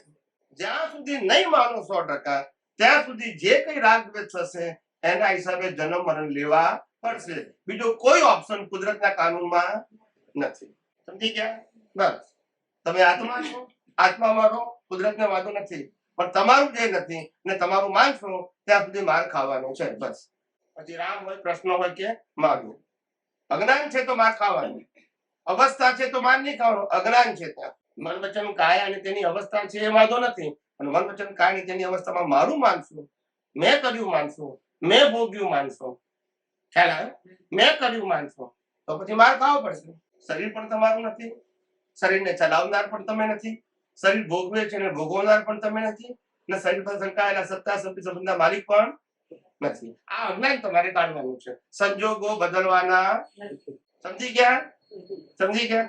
સંજોગો બદલવાના, પણ સંજોગોને કુદરતી રચના. હવે હું આરતી કરું તો નહીં કરવાનું, ના કરવાની, પણ પેલા પુરુષાર્થ માનતા હતા કારણ કે હું કરું છું. હવે પ્રકૃતિ કરે છે ને શું જોવાનું? કુદરતી. અને હું કોણ છું? થઈ ગયું. બે શું થઈ ગયા? પ્રકૃતિનો ગુણ જુદો અને આપણા ગુણ જુદા થઈ ગયા. સમજાયું કે નહીં? સમજાયું. બે છે એનો વાંધો નથી, અને બે નું અસ્તિત્વ પ્રમાણે વ્યવહાર કરે છે એનો વાંધો નથી, પણ બે ભેગા થઈ જાય એનો વાંધો છે. કઈ રીતે ભેગા થઈ જાય છે? બિલીફ થી, રોંગ બિલીફ, જેનાથી કર્મ બંધાય છે. સમજાયું? રોંગ બિલીફ થી ભેગા થઈ જાય છે. એ રોંગ બિલીફ કાઢવા માટે આ વિજ્ઞાન છે. સમજાય છે? એટલે વિજ્ઞાન તમારા, મેં પહેલા વારંવાર કહું છું, આ શબ્દ વારંવાર ધ્યાન રાખજો કે મન વચન કાયા અને તેની અવસ્થા એ આધ્યાત્મ વિજ્ઞાનનો વિષય નથી. માટે વારે ઘડી એ ના પૂછો કે અમારે શું કરવાનું, એ પૂછવાનું નહીં, કારણ કે ક્રિયા એ સબ્જેક્ટ જ નથી. પછી કરવાની વાત જ નહીં. ખાલી ક્રિયા જે કંઈ પણ થાય જન્મથી મોત સુધી મન વચન કાયાથી, એને શું જોવાનું? બીજાના મન વચન કાયાને પણ શું જોવાનું? બસ આટલો જ સબ્જેક્ટ છે. અને આરતી કરવી કે નહીં, પૂજા કરવી કે નહીં, ઉપવાસ કરવા કે નહીં, એ વિષય આધ્યાત્મનો. એ ઉદય કર્મ જે કરે અને જોવાનું શું આપણે? બસ. તો પાપે નહીં અને પુણ્ય નહીં. લાખો લોકોને હિંસા કરો તો પાપ નહીં, અને લાખો લોકોને કેવળ જ્ઞાન કરાવતો પુણ્ય ના બંધાય, કારણ કે કરતા છે તો પાપ અને પુણ્ય છે. ક્રિયાથી પાપ પુણ્ય. હવે મારી વાત થોડી થોડી બે છે કે નથી બેસતી કે અધર જાય છે? હે ઉપર સ્વર્ગમાં ગયા એવું લાગે. બરાબર છે. અનાદિકાળથી આ ભ્રાંતિ ચાલે છે, અનાદિકાળ. અને અમે આ અવતારનો ભેખ જ અમારો આ છે. આ જગતમાં સનાતન સત્ય સિવાય કશું કહેવું, દુનિયા માને યા ન માને, તમારે આટલું જ કહેવું બસ. એ સનાતન સત્ય એટલે હતું, છે અને રહેશે. એ મારું પણ, અમે તો ખાલી રજૂઆત કરીએ છીએ, અનુભવથી શું કરીએ છીએ? રજૂઆત. પણ અમારું આ સનાતન સત્ય નથી. સનાતન સત્યનો અનુભવ અમારો છે. સનાતન સત્ય તો કુદરતનું છે, અમે ના કહીએ તો એ છે. યસ કે નો? મહાવીર ભગવાનને જે કેવળ જ્ઞાનમાં બ્રહ્માંડ દેખાયું એ મહાવીર નું હતું કે હતું એ દેખાયું? તો કે મહાવીર નું જ્ઞાન. બોલતા નથી. એ ના દેખાયું તો નતું. એમને દેખાયું કે એમનું? બોલતા નથી. કેટલી ભ્રાંતિ. લોકોને મહાવીર નું જ્ઞાન જોઈએ છે, કેટલાક કૃષ્ણ નું જોઈએ, કેટલાક રામ નું જોઈએ. સનાતન સત્ય કોઈને જોઈતું બોલતા નથી. પછી ઉકેલ આવશે? જેને પણ અનુભવ થયો છે એને સનાતન સત્ય થયું કે એમના જ્ઞાન નો થયું? ને આપણે કોણ જોઈએ છે? એમનું જ્ઞાન જોઈએ છે. સમજાય છે કે નહીં? એમ કહો કે મહાવીર ને સનાતન સત્ય નો અનુભવ થયો, એ દુનિયાને વહેંચ્યો. કૃષ્ણ ભગવાન ને સનાતન સત્ય અનુભવ થયો, એ દુનિયાને વહેંચ્યો. રામ ને અનુભવ થયો, એને વેચ્યો. દાદા ભગવાન ને અનુભવ થયો 1958 માં, એમને વેચ્યો. પણ એમને 1958 માં જે દેખાયું એ એમનું હતું કે હતું એ દેખાયું? તો આપણે તો એમનું કહીએ છીએ. હું અમેરિકા ફરીને આવીને જોઈને આવું પછી અમેરિકા મારું થઈ જાય ને? બોલતા નથી, કારણ કે હું તો વર્ણન કરું છું. ત્યાં સમજણ પડે, અહીંયા નથી સમજણ પડતી કે જે મને દેખાયું એ હતું એ દેખાયું, એ મારું હતું એ દેખાયું. એ મેં શું કર્યું? તમને એક્સપ્લેન કર્યું, એટલે મારું થઈ ગયું. આટલું સમજતા લોકોને 1000 અવતાર થાય છે. આટલું સમજતા, કારણ કે પેલી ઘેર બેહી ગઈ છે ને અનંત અવતારથી. વ્યક્તિનું જ્ઞાન, વ્યક્તિનું જ્ઞાન, વ્યક્તિનું જ્ઞાન. વ્યક્તિઓ બદલાય પણ વ્યક્તિનું જ્ઞાન બિલીફ ના જાય.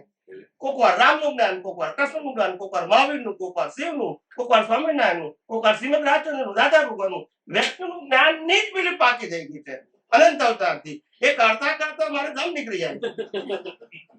હું વારંવાર કહું છું કે વ્યક્તિના જ્ઞાનને ન પકડો, સનાતન સત્યને પકડો, કારણ કે વ્યક્તિને પણ સનાતન સત્યનો અનુભવ છે. ના સમજાય? કેટલા અવતારથી આવું થયું છે. આ એક અવતાર નથી થયો. દરેક અવતારે વ્યક્તિને જ પકડીએ આપણે. આ અવતારનો પ્રથમ દરેક અવતારમાં આવું કર્યું છે. તો પછી કોણ કાઢે? ખ્યાલ આવે કે નહીં? જે પોતે બિન અનુભવી તો કાઢી જ ના શક્યા, કારણ કે એને શું કરવાનું છે? પરંપરાને ફોલો કરવાની છે. આ મહાવીરની પરંપરા બોલી શકે? ત્યાં વ્યક્તિનું જ્ઞાન નથી, એમને એટલું જ્ઞાન આપવું પડે. રામની પરંપરાઓ બોલી શકે? કૃષ્ણની પરંપરાઓ બોલી શકે? શ્રીમદ રાજચંદ્રની પરંપરાઓ બોલી શકે કે વ્યક્તિનું જ્ઞાન નહીં જોઈએ? દાદા ભગવાનની પરંપરા બોલી શકે? ના બોલી શકે. પરંપરા વાળાને તો વ્યક્તિનું જ જ્ઞાન જોઈએ. એમાંથી તમને બહાર કાઢું છું. ના સમજાય? સમજાય છે ને? એક બહાર કાઢું છું સિદ્ધાંત સમજાવીને, મારું જ્ઞાન આપવા માટે નહીં. સમજાય તો કે સનાતન સત્ય જે હતું છે, અને જે રામ પહેલા હતું, કૃષ્ણ પહેલા હતું, મહાવીર પહેલા હતું, એ જે સનાતન જ્ઞાન હતું, એ જે છે એની હું વાત કરું છું. સમજાય છે? અને તમારે જે સનાતન સત્યનું જ્ઞાન છે સિદ્ધાંત રૂપે, એને જ અનુસરવાનું છે, એને જ અનુભવવાનું છે. કોઈ વ્યક્તિના જ્ઞાનને અનુભવવાનું કે ફોલો કરવાનું નથી. સનાતન સત્ય કયું? જે કુદરતના કાનૂન ઉપર અને જે જીવ માત્રને દેવલોક, નરકલોક, મધ્યલોક, મનુષ્યલોક બધાને કોણ ચલાવે છે? કુદરતનો કાનૂન. એ કાનૂન અનુભવવું, એ સિદ્ધાંત અનુભવવા, એ સનાતન સત્ય છે. એ સર્વકાળ માટે કુદરતનો કાનૂન એક છે કે અલગ અલગ? અને સર્વ વ્યક્તિ માટે પણ અને સર્વ ક્ષેત્ર માટે પણ એને અનુભવવું, એ સનાતન સત્ય. સનાતન સત્ય નહીં, સનાતન. સત્ય તો હંમેશા વિનાશી હોય. કેવું હોય? પણ સનાતન સત્ય કાયમનું હોય. હવે સત્ય અને સનાતન સત્યનો ફેર શું? સત્ય એટલે ઇન્દ્રિય જ્ઞાન. કયું જ્ઞાન? અને સત્ય કહેવાય. પણ સનાતન સત્ય ના કહેવાય. અત્યારે હું કોઈને કહું કે અમારા કાકા છે, મામા છે, આજે છે ને કાલે અત્યારે આ મકાન મારું છે, પણ કાલે માટે એને સત્ય કહેવાય કે સનાતન સત્ય કહેવાય? સનાતન સત્ય એટલે હું આત્મા છું. એ લાખ અવતાર થાય તો પણ બદલાય, એને સનાતન સત્ય કહેવાય. મન વચન કાયની અવસ્થા માત્ર એ કયું જ્ઞાન છે? સાંપ્રદાયિક છે. એ વ્યક્તિ બદલાય, એ સનાતન. સનાતન જ્ઞાનથી ઉકેલ આવશે, અજ્ઞાનનો નાશ થશે. માન્યતાના જ્ઞાનથી તો સંસાર ઉભો થયો. આ ધાર્મિક સત્યથી તો પાપ પુણ્ય ને પ્રયાસ છે ને જન્મ મરણ ચક્કર ચાલુ રહે. ધાર્મિક સત્ય એ શુભ માર્ગ ખરો, પણ શુદ્ધ માર્ગ. શુભ કરો પણ શુદ્ધ એટલે મોક્ષ, ને શુભ એટલે સારો જન્મ. ધર્મથી સારો જન્મ મળે, પણ જન્મ મરણ અટકે. અને શુદ્ધ માર્ગ એટલે જેને જન્મ મરણ સમાપ્ત કરવાના અને પોતાના શુદ્ધ આત્મ સ્વરૂપની અનુભૂતિ કરવાની, એ શુદ્ધ માર્ગ છે. બાકી બધા રિલેટિવ માર્ગો છે, શુભાશુભ માર્ગ. સમજાયું? વિતરાગ વિજ્ઞાન અને સનાતન વિજ્ઞાન એમાં કઈ ડિફરન્સ? વિતરાગ એટલે રાગ મિસ ન કરાવે તેવું. તમે વિતરાગ વિજ્ઞાન કહો, સનાતન વિજ્ઞાન કહો, કુદરતનું વિજ્ઞાન કહો, એક જ છે. શબ્દ ભલે ગમે તે બોલો, જ્યાં વ્યક્તિ વિશેષ ટાઇટલ ના લાગે એ બધા શબ્દ બરાબર છે. જેના આધારે વ્યૂ પોઈન્ટ ના લાગે. આજે આ અધ્યાત્મ વિજ્ઞાન દુનિયાના કોઈ પણ ધર્મને સમજવું ઈઝી પડશે, કારણ કે આનો કોઈ માલિક વ્યક્તિ. પણ હું એમ દાદા ભગવાન તો પેલું કેવું અમારા પ્રમુખ સામે ખોટા છે, તો તમે શું કહેશો? બોલતા નથી તો તમે શું કહેશો? ખોટા કહેશો?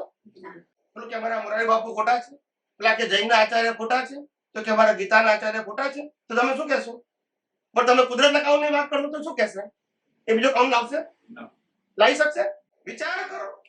તમે પોતે જ વિકલ્પી જ્ઞાન આપો છો, નિર્વિકલ્પી ક્યાંથી થવાના? તમે પોતે કેવું આપો છો તો નિર્વિકલ્પી કેવી રીતે થશો?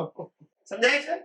સ્વામીજી, આ જ્ઞાન દર્શનના ઉપયોગથી આપણને કુદરતી કાનૂન સમજાશે કે પછી વખતે કુદરતી કાનૂન સમજીશું તો આગળ ઉકેલ આવશે? કુદરતી કાનૂન સમજવું એ અત્યારે બુદ્ધિનો પ્રયોગ છે. ઉપયોગ કરવો એ અહંકારનો પ્રયોગ છે. એનો બેનિફિટ જોવો એ બુદ્ધિનો પ્રયોગ છે. અને એને ફોલો કરવા માટે નિશ્ચય કરવો એ અહંકારનો પ્રયોગ છે. અત્યારે રાઈટ ના મન બુદ્ધિ ચિત્ત અહંકાર જે લાઈવ છે તેને આપણે લાઈવ પ્રતિષ્ઠિત આત્મા કહીએ છીએ, એ અત્યારે આ જ્ઞાનને સમજે છે, ઉપયોગ કરે છે, અનુભવ કરે છે. જેમ જેમ અનુભવ કરતો જશે એમ એનું ડેવલપમેન્ટ વધતું જશે. કયું ડેવલપમેન્ટ? જે અત્યાર સુધી રિલેટિવ જ્ઞાનને ડેવલપમેન્ટ માંગતો હતો, હવે સનાતન સત્ય ડેવલપમેન્ટ માંગશે. એ જ્ઞાન જેમ જેમ વધતું જશે એમ એનું એપ્લિકેશન શું થતું જશે? ઇઝી થતું જશે. અને એક દિવસ તમારું એપ્લિકેશન એટલું વધી જશે, તમારું ડેવલપમેન્ટ એપ્લિકેશન એટલું વધી જશે કે અજ્ઞાન શું થઈ જશે? અજ્ઞાન એટલે રિલેટિવ સત્ય ઝીરો થઈ ગયું, એને અજ્ઞાન ઝીરો કહેવાય. એ અજ્ઞાન ઝીરો થવું એનું નામ આધ્યાત્મિક ભાષામાં કેવળ દર્શન. પછી કર્મ બંધાય, પણ પછી કર્મ ભોગવવાના બાકી રહે. જ્યાં સુધી અજ્ઞાન ઝીરો કરવાની જે પ્રક્રિયા હતી ત્યાં જ્યાં જ્યાં ચૂક થઈ ગઈ ત્યાં તો કર્મ બંધાય. એટલે મહાવીરને છેલ્લો અવતાર આવ્યો ખરો, પણ હવે પુરુષાર્થ કરવાનો, કારણ કે અજ્ઞાન શું થઈ ગયું આગલા અવતારમાં? અને આગલા અવતારમાં શું થાય? કેવળ દર્શન છે. આગલા અવતારમાં કેવળ દર્શન ને છેલ્લા અવતારમાં કેવળ જ્ઞાનમાં કોઈ મહેનત નહીં. જે મહેનત છે શેમાં છે? કેવળ દર્શન સુધી. કેવળ જ્ઞાન તો મારો સ્વભાવ છે. It is not my achievement, it is my real self realisation. અને કેવળ દર્શન મારો સ્વભાવ નથી, કારણ કે બ્રહ્માંડના રહસ્યો જાણવાના છે. હવે સમજાયું? કેવળ જ્ઞાન મારો સ્વભાવ, કેવળ દર્શન મારો સ્વભાવ નથી. મારા જ્ઞાન પ્રકાશમાં સિદ્ધાંત ખુલ્લા થાય છે. અજ્ઞાન પણ મારા જ્ઞાન પ્રકાશમાં ખુલ્લું થયું, જ્ઞાન પણ મારા જ્ઞાન પ્રકાશમાં ખુલ્લું થયું, અને વિજ્ઞાન પણ મારા જ્ઞાન પ્રકાશમાં ખુલ્લું થયું. એ ખુલ્લું થયેલું જ્યાં સુધી અજ્ઞાન રૂપે હતું ત્યાં સુધી જન્મ મરણ હતા, જ્ઞાન રૂપે હતું ત્યાં સુધી સારા જન્મ મરણ હતા, પણ વિજ્ઞાન રૂપે થયું એટલે જન્મ મરણ શું થઈ ગયા? બંધ થઈ ગયા. વિજ્ઞાન એટલે દુનિયાનું સનાતન સત્ય, અને જ્ઞાન એટલે મારું સનાતન સત્ય. તો પછી રિલેટિવ સત્ય રહ્યું જ નહીં, તો કર્મ કેમ ના બંધાય? એ જ વિતરાગ દશા, એ જ વિતરાગ દશા, જેમાં રાગ દ્વેષ ન થાય. આ દુનિયામાં હું કે મારું કશું છે નહીં, અને હું છું અને મારું છે તે દુનિયા નથી. બોલતા નથી. પછી કર્મ કેવી રીતે બંધાય? મારું નથી અને મારું માનવું એ જ તો રાગદ્વેષના કારણ. પણ હું કઉ છું કે આ આત્મા સિવાય શરીર, શરીરના સંજોગો ને 5 જ્ઞાનેન્દ્રિયોથી અનુભવાતી સૃષ્ટિ એ બધી કુદરતી રચના છે. તો પછી રાગદ્વેષ કેમ થાય? મારું હોય તો રાગદ્વેષ થાય. યસ કે નો? પણ કોણ છે? આવ્યું તો પણ, થયું તો પણ, અને ગયું તો પણ, હું જન્મ્યો તો પણ, જીવ્યો તો પણ, અને મર્યો તો પણ. તો પછી રાગદ્વેષ કેમ? કુદરતનું છે તો પછી રાગદ્વેષ કેમ? મારું હોય તો રાગદ્વેષ થાય ને, પણ કુદરતનું હોય તો? સમજાય છે મારી વાત? હાલમાં ફાઇલો ઓછી છે, કસાયો છે, પણ ગાંઠો તો છે જ ને, ગાંઠો તો છે જ ને. પાછી કસાયો ઉતરશે. ઉપસમ છે. એક પૂતગલને કેવી રીતે જોવું? કોણ જુએ છે? પહેલી વસ્તુ, પહેલા પ્રશ્નનો જવાબ. હાલમાં ફાઇલો ઓછી છે, પણ છે ખરી, અને કસાયો છે એવું તમે લખ્યું છે. હા, ક્રોધ, માન, માયા, લોભ એને કસાય કહેવાય. ગાંઠો તો છે માન્યતાની. ગાંઠો એટલે પેલી. પાછા કસાયો ઉતરશે, તે ખલાસ થશે. આ બધું જે તમારા પ્રશ્નો છે, ફાઇલો છે, કસાયો છે, ગાંઠો છે, એ આત્માનું છે કે પ્રકૃતિનું? પ્રકૃતિનું એટલે કુદરતી રચના. આપણે જોયા કરવાનું. આપણું છે તો ઉપાધિ, પ્રકૃતિનું છે જોયા કરો. પછી તે જ બીજું બે જ ખાના બનાવેલા. આપણું છે તો આપણે મારો, આપણું નથી તો કુદરતી રીતના ખાના મૂકો. જેવું છે તેવું. એટલે બોર્ડર નહીં કરવાનું. બિલકુલ નહીં. આપણે પ્રકૃતિ છીએ તો પછી બોધર. પછી એવું ના કહું કે હું શુદ્ધાત્મા છું. તમે પ્રકૃતિ છો તો બોધર કરો. શુદ્ધાત્મા છો તો પ્રકૃતિ ભલે બોધર કરે, આપણે સમજાય છે? હવે એક પૂતગલને કેવી રીતે જોવું અને કોણ જુએ છે? એક પૂતગલ એટલે પહેલા શું એ સમજો. એક પૂતગલ એટલે શું? પૂતગલ એટલે શરીર નહીં. શું કીધું? પૂતગલ એટલે શરીર નહીં. પૂતગલ એટલે શુદ્ધ પરમાણુને ચાર્જ કરો એનું નામ પૂતગલ. હવે એનું ગલન થશે. એ ચાર્જ થયેલા કર્મને, ચાર્જ થયેલા પરમાણુને પૂતગલ કહેવાય. પૂરણ થયું એનું શું થશે? પૂરણ આપણે કરવાનું. ગલન કોણ કરશે? કુદરત કરશે. પણ જો આપણે પૂરણ ના કર્યું હોય તો એટલે પૂરણ ગલન નું એક નામ પૂતગલ. શરીરનું નામ પૂતગલ નહીં. ભલે બધા ચોપડીઓ વાંચીને બોલે, સમજણ વગર. સમજાય છે? ચોપડીઓ વાંચીને તો અરે પૂતગલ કહેવાના. પણ વિજ્ઞાન કોની પાસે છે તે ખબર પડે. સમજાય છે કે નહીં? પૂરણ કરેલા ભાગનું ગલત થશે એને શું કહેવાય? પૂતગલ. હવે એ પૂતગલ જે છે એ જ્યારે ચાર્જ કરો છો ત્યારે પ્રતિષ્ઠિત આત્મા લાઈવ છે એ ચાર્જ કરે છે. કોણ કરે છે? અને કેમ કરે છે? કારણ કે એની પાસે અજ્ઞાન છે એટલે ચાર્જ કરે છે. મોહને બસ ચાર્જ કરવું એટલે રાગને દ્વેષ કરવા, બસ એનું ચાર્જિંગ.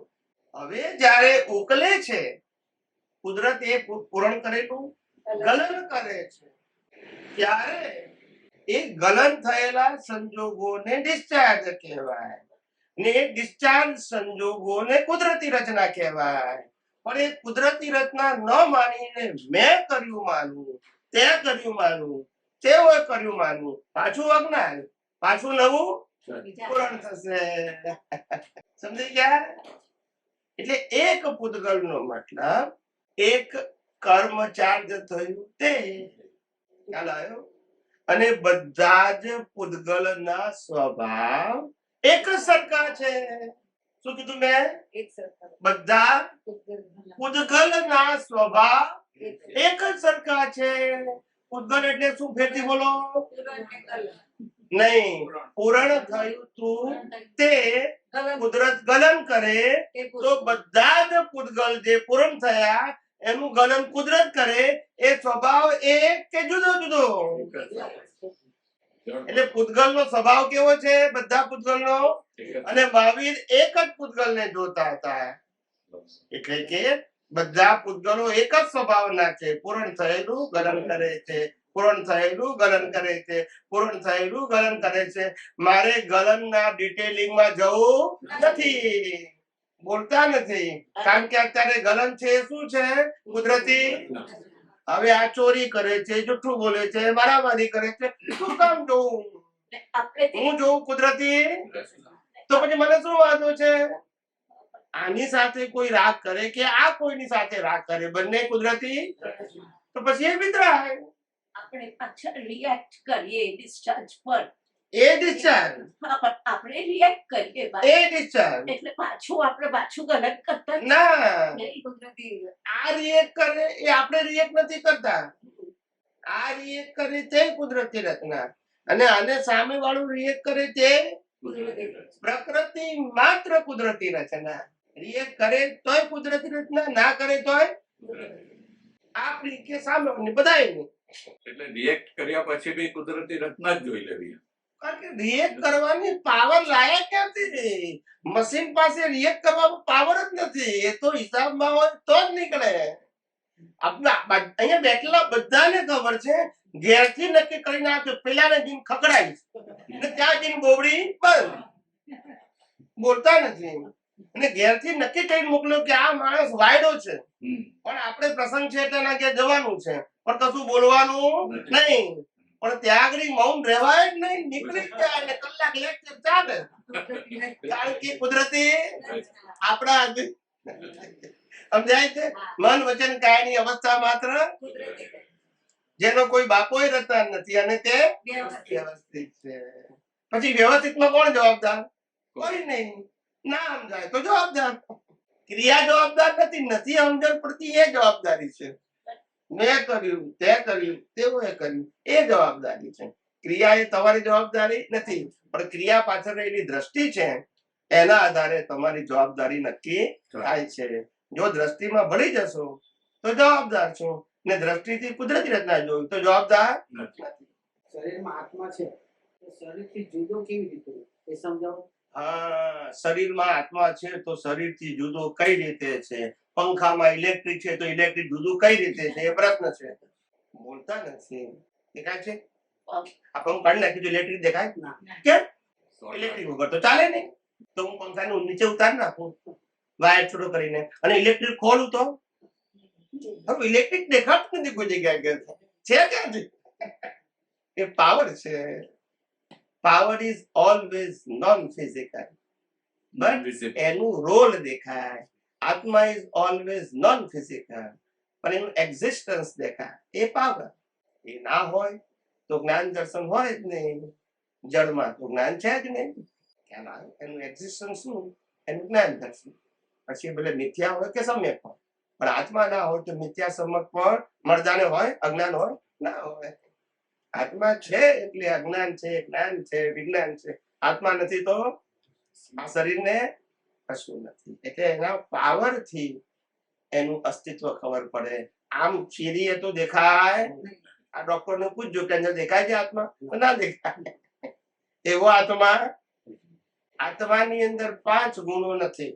રૂપ, રસ, ગંધ, સ્પર્શ અને આકાર. આ 5 ગુણો. અને જે 5 ગુણો વાળું છે રૂપ, રસ, ગંધ, સ્પર્શ અને આકાર એને અવસ્થા. શું કહેવાય? અને અવસ્થા માત્ર. આત્માને અવસ્થા કહેવાય નહીં કારણ કે આ 5 વસ્તુ નથી. સમજાય મારી વાત? દરેક વસ્તુને સિદ્ધાંતથી સમજો તો મેળ પડશે, નહીતર સમજાશે? કેટલી મજૂરી કરશો તો એ ફેર પડશે નહીં. જીવત મરીએ ભવજન તરીએ એ શું છે? જીવ તરીએ એટલે કે આપણે જીવતા છે અને આપણે મરી ગયા છે એવું જ્ઞાન ખલાસ થઈ જાય તો પછી આપણે તરીએ. અને હું જ જીવું છું ને હું જ મરું છું તો જન્મ મરણ ચાલુ રહે. કારણ કે આત્મા જન્મતો નથી, જીવતો નથી ને મરતો નથી. પણ તમે કહો છો હું જ જન્મ્યો, હું જ જીવ્યો, હું જ મર્યો તો પછી જન્મ મરણ ચાલુ રહેશે. કારણ કે અજ્ઞાન છે. શરીર જન્મ જીવન મૃત્યુ વાળું છે. તમે જન્મ જીવન મૃત્યુ વાળા નથી પણ તમને અજ્ઞાન છે કે હું જન્મ્યો, હું જીવ્યો, હું મર્યો તો પછી કર્મ બંધાશે તો જન્મ મરણ ચાલુ રહેશે. અજ્ઞાનથી કર્મ બંધાય છે, ક્રિયાથી કર્મ બંધાતા. મન વચન કાયાની ક્રિયાથી કર્મ નથી બંધાતા. કર્મ શેનાથી બંધાય છે? અજ્ઞાન. મન વચન કાયની જે ક્રિયા છે ઉકલી રહી છે એમાં અજ્ઞાન દ્રષ્ટિથી પાછા નવા કર્મો. અને જો એ મન વચન કાયની અવસ્થાને કુદરતી રચના જોતા આવડે તો નવા કર્મો ના બંધાય. સમજાયું? આવું સીધું સાદું વિજ્ઞાન છે સાહેબ. અનાદિકાળથી આ ફસાયો જીવ છે અને અમને આ બોલવાની જે હિંમત આપે છે ને એ અમારા ગયા અવતારના ભાવથી છે કે આ મનુષ્યો કેટલા અવતારથી ભટકી રહ્યા છે સાચું જ્ઞાન ન મળવાથી. કોક તો જગાડે. ખ્યાલ આવે? બધા જન્મ મરણના ચક્કર ચાલુ રાખે એવું જ જ્ઞાન આપે છે. જ્ઞાન તો આપે છે, સામાજિક જ્ઞાન પણ મળે છે, ધાર્મિક જ્ઞાન પણ મળે છે પણ એ બધું જન્મ મરણના ચક્કર ચાલુ રહે એટલા માટે. એક માસે મને પ્રશ્ન પૂછ્યો, બુદ્ધિશાળી માણસ 75-76 યર્સનો, મને કે જન્મ મરણના ચક્કર ચાલુ હોય એવું જ્ઞાન ધર્મગુરુઓ ક્યાં આપે છે? એવું મને ચેલેન્જ કરી સત્સંગમાં. કરે તો ખરા ને? એને ના સમજાય તો પ્રશ્ન તો પૂછે કે ના પૂછે? એટલે મેં કીધું કે તમને કોઈ પણ ધર્મગુરુ શું જ્ઞાન આપે છે મને કહો. જે પણ આપણે નામની જરૂર નથી. કોઈ પણ ધર્મગુરુ તમને શું જ્ઞાન આપે છે? તો કે અમને એ જ્ઞાન આપે છે કે આમ કરવાથી પુણ્ય થાય, આમ કરવાથી પાપ થાય અને જો પાપ થાય તો શું કરવાનું? આમ કરવાથી પ્રાયશ્ચિત થાય. પુણ્ય, પાપ અને પ્રાયશ્ચિત આ 3નું જ્ઞાન આપે છે દુનિયાનો કોઈ પણ ધર્મગુરુ. બરાબર છે? હવે એમાં સેન્ટર પોઈન્ટ શું છે? પાપ છે, પુણ્ય છે કે પ્રાયશ્ચિત છે? સેન્ટર આ 3માં સેન્ટર પોઈન્ટ શું છે? આ 3માં સેન્ટર પોઈન્ટ એ છે કે તમે પુણ્ય કરો, પાપ ન કરો અને પાપ થાય તો પણ શું બેલેન્સમાં હોવું જોઈએ? તો એ જન્મ મરણનો માર્ગ છે કે મુક્તિનો? બોલતા નથી. પુણ્યથી મોક્ષ જવાશે ને તો પુણ્ય બેલેન્સમાં રહેશે તો મોક્ષ જવાશે? બોલતા નથી. અભિભ્રાંતિ પહેરી ગઈ છે કે પુણ્યથી મોક્ષે જવાશે. એટલે બધા કે પુણ્ય કરો, પાપ કરો અને પાપ થઈ જાય તો એટલે બેલેન્સમાં શું રહે અને એનાથી મોક્ષે જવાય. બરાબર ને? કેવી ભ્રાંતિ સાહેબ! હવે આ કોણ કાઢે? આ ભ્રાંતિ કોણ કાઢે? પાપ પુણ્ય વાળો કાઢીએ કે? એ તો પાપ ને પુણ્ય ને મજબૂત કરે. કેવી ભ્રાંતિ! એક બાજુ મુક્તિનો માર્ગ તમે બોલો અને એક બાજુ પુણ્યનો માર્ગ બતાવો. આ બંનેને કોઈ લેવા દેવા નથી. બંને માર્ગમાંથી બહાર ખોટા નથી. બંનેના રિઝલ્ટ શું છે? એક સંસાર ચલાવવાનો માર્ગ છે ને બીજો સંસાર સમાપ્ત. બે એક માર્ગ હોઈ શકે સાહેબ? કોઈ દિવસ હોઈ શકે? જ્યાં પુણ્યનું મહત્વ હોય એ સંસાર ચલાવવાનો માર્ગ છે કે મોક્ષે જવાનું છે? ને જ્યાં પાપ પુણ્ય બંને ગૌણ હોય, ખલાસ કરવાનો માર્ગ હોય, એ જ મુક્તિનો માર્ગ થાય. પછી એમાં પાપ પુણ્ય પ્રાયશ્ચિત એવું આવે? નહીં. સમજાય છે? અને જ્ઞાની પુરુષ દાદા ભગવાને, અમે તો છેલ્લા 15 વર્ષથી કહીએ છીએ, પણ દાદા ભગવાને જ્યારે બોલ્યા આપતા સૂત્ર અને આપતવાણીમાં, તે મહાત્માએ અમને કોટ કરીને મોકલ્યા કે તમે જે બોલો છો એ જ દાદા ભગવાને કહ્યું. અમે બોલીએ છીએ એ દાદા ભગવાન કીધું. અમારો એવો દાવો નથી. અમે તો આ સનાતન સત્ય જે કહીએ છીએ અમારું છે એવું પણ કહેતા નથી. તો કે શું છે? તો તમે બોલો છો એ જ કીધું કે સાચો સાયન્ટિસ્ટ તો સામાયિક પ્રતિક્રમણમાં હાથ જ ના ગાલે. એ આપતો સૂત્ર નીકળ્યું ને આપતવાણીમાં નીકળ્યું. બોલતા નથી. તો હું તો પહેલેથી કહું છું કે સાયન્ટિસ્ટ નો આ વિષય પાપ પુણ્ય પ્રાયશ્ચિત વૈજ્ઞાનિક નો વિષય નથી. ધાર્મિક વિષય છે, સામાજિક વિષય છે, આધ્યાત્મિક. વારંવાર કહું છું. તો જ્ઞાનિક પુરુષ બોલ્યા ને, કારણ કે સાયન્ટિસ્ટ હતા, એમને ફોર્મેટ આપવું પડ્યું એક સંજોગ હતો. પણ વિજ્ઞાન નતું એવું નતું. વિજ્ઞાન તો હતું જ, આપી શક્યા નહીં due to the circumstances, but they have it. એમની પાસે તો હતું જ. આપતા સૂત્રમાં પહેલું જ વાક્ય મૂક્યું દાદા ભગવાને સેટ કર્યું કે તારે મોક્ષે જવું હોય તો કઈ જ કરવાની જરૂર નથી, ને સંસારમાં ભટકવું હોય તો બધું જ કરવાની જરૂર છે. એ તો ના કીધું. આ એમનું જ વાક્ય છે ને, કે આપણે તો બોલતા નથી ને. જ્યાં કઈ પણ કરવા પણ છે ત્યાં સંસાર છે. દાદા ભગવાન કઈ પણ કરવા પણ છે. ક્રિયાને સંસાર નથી કીધો, કરવા પડાને. મારે આમ કરવાનું, મારે આમ કરવાનું, એ સંસાર છે. ક્રિયા સંસાર નથી. ક્રિયા તો ઉદય કર્મ છે અને કુદરતી રચના છે. પણ કરવું પડશે. આમ કરશો તો જ થશે. કરવા પણ એ સંસાર છે. એ મુક્તિનો માર્ગ નથી. આ બધું હિન્ટ્સ કહો કે હાઇલાઇટ્સ કહો જ્ઞાની પુરુષે આપી જ છે. પણ ના સમજે તો કોઈ શું કરે? ભગવાન મહાવીર તો તીર્થંકર હતા, કેવળ જ્ઞાની હતા, પણ એમની વાઈફ સમજે જ નહીં તો ભગવાન શું કરે? શું કરે? ચમત્કાર કરે? જેને સમજવું ના હોય ને ભગવાને શું કરીએ? કરી શકે? કેવું અદભુત વિજ્ઞાન, પણ છતાંય કેવું સ્વતંત્ર. જેને જરૂર છે એના માટે છે, નથી એના માટે નથી. ત્યાં કમ્પલસરી થોડું છે કે બધા વિજ્ઞાન સમજવું પડશે? નહીં, મારે મુખ્ય નથી જવું, કઈ વાંધો નહીં, એની મરજી. આપણે કોઈ ગુલામ છે કોઈના? કઈ કે કોઈ આપણા ગુલામ છે? જેને મુક્ત થવું હોય એના માટે વિજ્ઞાન છે, ના થવું હોય એના માટે ધર્મ છે. એમાં આપણે ના કહેતા નથી. એ ખોટો પણ સારી રીતે જીવન જીવવું હોય તો ધર્મને અનુસરવું, અને જન્મ મરણથી મુક્ત થવું હોય તો વિજ્ઞાનને અનુસરવું. એમાં ખોટું ક્યાં આવ્યું? સમજાયું કે નહીં? બંને એની જગ્યાએ કેવું છે? બરાબર છે. વખતે એવું થાય મોક્ષ માર્ગને લાયક ને સહાયક સંજોગની જ્યારે વાત આવે ત્યારે એવું થાય કે હું સેકન્ડરી પુરુષાર્થમાં શા માટે પડું? પેલું જે છે એવું ક્યારેક થઈ આવે છે એ સમયે. એ વાત સાચી છે કે સેકન્ડરી પુરુષાર્થ, પણ જ્યારે સંસારને લાયક અને સહાયક મંગાવતા હોય ત્યારે આ કેવું કે આ જરૂર નથી, એના કરતા મોક્ષ માર્ગ માટે લાયક જે હોય. મારે સંસારને લાયક અને સહાયક, સંસારમાં પ્રકૃતિને બહુ ગમતું હોય, સત્તા સંપત્તિ વૈભવ બધું મને સરસ જોઈએ એવો ભાવ કરતો હોય, તેના કરતા કેવું કરવું? મોક્ષ માર્ગ માટે લાયક અને સહાયક. પછી ભલે મેલ મળે કે ઝૂંપડી મળે, મારો સબ્જેક્ટ શું છે? મોક્ષ છે. મારો સબ્જેક્ટ સંસારનું ભોગવટો. સમજાય? એટલે એવું કરતી વખતે પણ ચાર્જ પ્રતિષ્ઠિત આત્મા જ્યારે એવું નક્કી કરે છે કે મારે મોક્ષ માર્ગ, એ આવા સંજોગોમાં જે વખતે સંજોગો તમને સંસાર ગણી લઈ જતા રાગ અથવા દ્વેષથી, અને તમારું વિજ્ઞાન કુદરતી રચના તરીકે એપ્લાય ન કરવા દેતા હોય તો આ સબસ્ટિટ્યુટ છે. ઓકે, ત્યારે કુદરત ના દેખાતું હોય તો બધી મદદ ક્યાં છે? એ તો મુક્તિનો માર્ગ છે. એ ન દેખાતું હોય, ન દેખવા દેતું હોય અહંકાર બુદ્ધિ, તો કોઈ માણસ આપણી પાસે પૈસા લઈ ગયો હોય, અઠવાડિયા માટે લઈ ગયો હોય ને 5 વર્ષ સુધી આપેલું વાયદા કર્યા કરે, તો બીજું શું કે આ મારા ક્ષેત્રે છે, ચીટિંગ કરે છે, એની દાનત ખોરી છે, એની આપવાની ઈચ્છા નથી. આવું તો કહે કે ના થાય? બુદ્ધિ બતાવે કે નહીં? તે વખતે કહેવાનું કે આ જ કુદરતી રચના છે.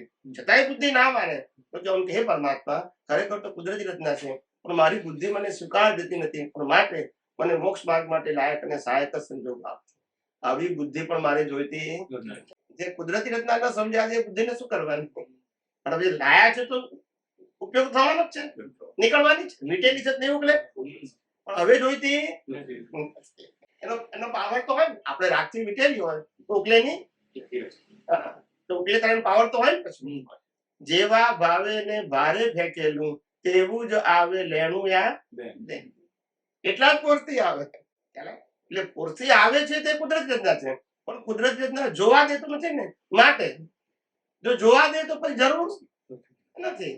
કુદરતી રીતના જોવા દેતું હોય ને શુદ્ધાત્મામાં રહેવાતું હોય તો પછી બીજા કોઈ એડિશનલ પુરુષાર્થની જરૂર સમજાય છે. આ તો ના રહેવા દે એવું ત્યારે ફોર્સ વાળા છે. એટલે ડિસ્ચાર્જ બુદ્ધિ જે છે ને એ તો એનો પીરિયડ હોય છે.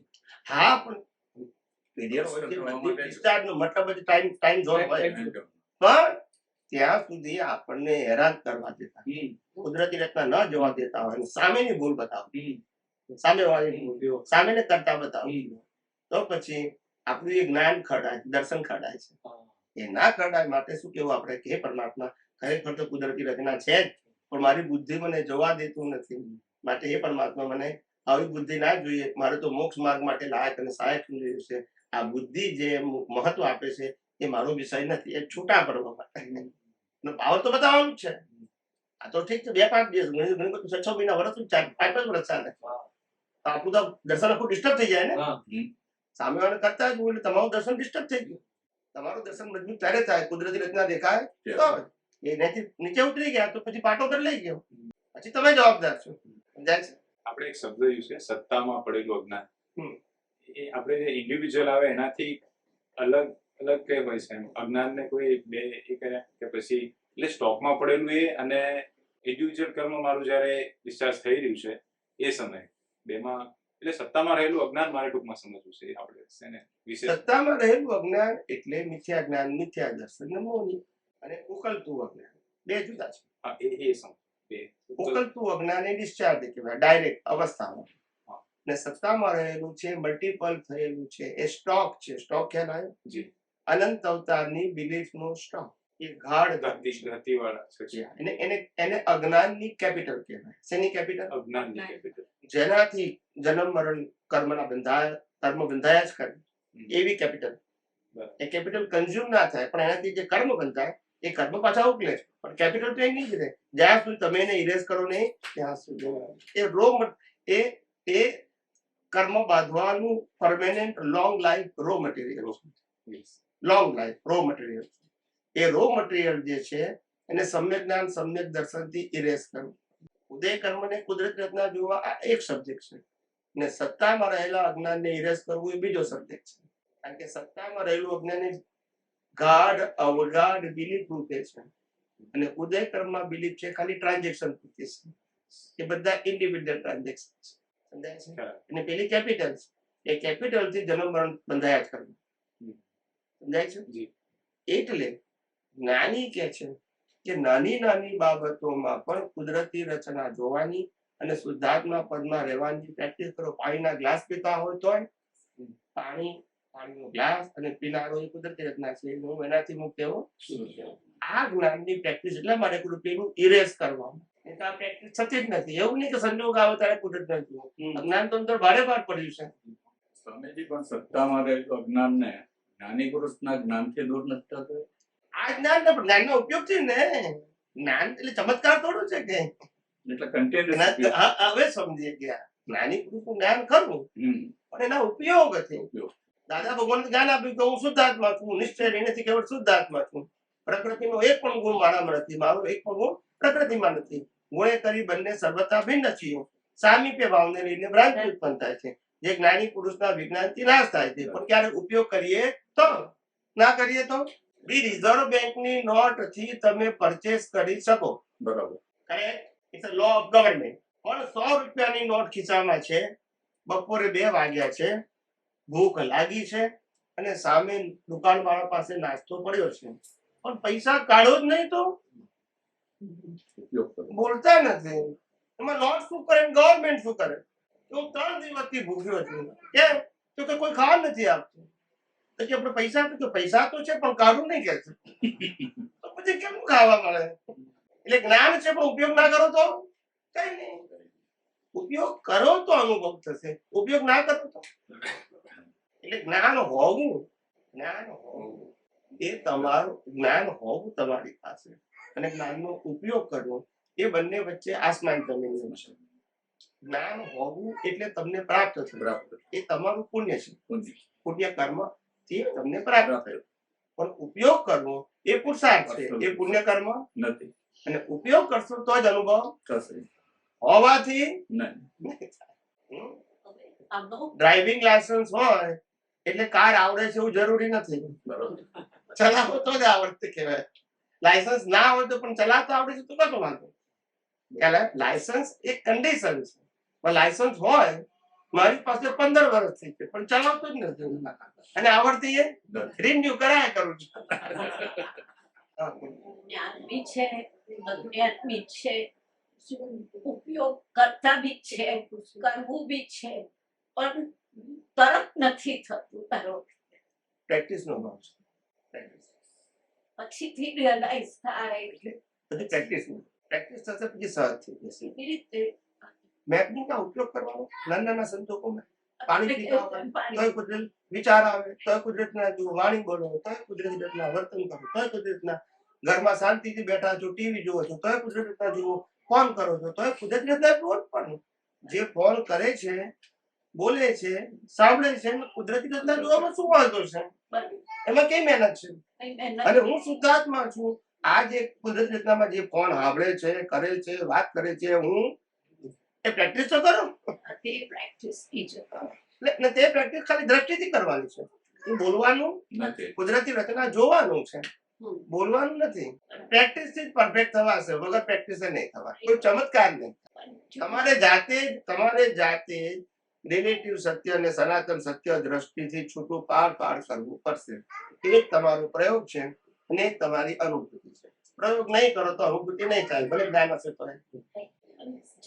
ટ્યુબલાઇટની માફક તરત નથી ઊભી થતી. તમે કે દરેક એક્શનમાં પ્રેક્ટિસ કરવી. પ્રેક્ટિસ બીજો કોઈ રસ્તો નહીં. સ્વામીજીનું અજપા જપ જે છે ને, હા, એ તમને કામ લાગશે. અજપા જપ. અંદર હું શુદ્ધ આત્મા છું, હું શુદ્ધ આત્મા, શ્વાસોશ્વાસની સાથે રહેવું જોઈએ. અને હું શુદ્ધ આત્મા છું, દેખાય છે, કુદરતી દેખાય છે, થાય છે, મન વચન કાયાની ક્રિયા, આ બહારની દુનિયા દેખાય છે, બધું કુદરતી. હું શુદ્ધ આત્મા છું, બાકી બધું કુદરતી. બીજો કોઈ કોલમ જ નથી. બે જ કોલમ છે, શુદ્ધ આત્મા અને સંજોગો એ કુદરતી. અને સંજોગોના ડિટેલમાં જવાનું નહીં. સંજોગ સારા છે, ખરાબ છે, ગમતા છે, ના ગમતા, મારા છે, તારા છે, એ ડિટેલમાં જવાનું નહીં. બધું કુદરતી રચના. આના હોય તોય અને બીજાના હોય તોય કુદરતી. ડિટેલિંગમાં જવાનું નહીં. આપણે વિજ્ઞાનમાં શું કીધું? કુદરતી રચનાનો મતલબ મન વચન કાયા તેની અવસ્થા ને 5 જ્ઞાનેન્દ્રિયોથી અનુભવાતી સમગ્ર સૃષ્ટિને માત્ર કુદરતી રચના જો. નો ડિટેલિંગ. આ મારી પ્રકૃતિ આવી છે, આ પ્રકૃતિ વારંવાર આવી ભૂલો કરે છે, પેલો વારંવાર આવી ભૂલો કરે છે, આવું બધું ડિટેલિંગમાં જવાનું નહીં. કુદરતી. અને બીજું એક મહત્વની વસ્તુ ધ્યાન રાખો. આજે કઈ તારીખ થઈ? 8 તારીખ.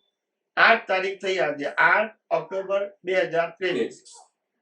આપણે 7 ઓક્ટોબર 2023 અને તે પહેલાના સમય માટે આપણે બધા એક્સપાયર થઈ ચૂકેલા છે. યસ કે નો?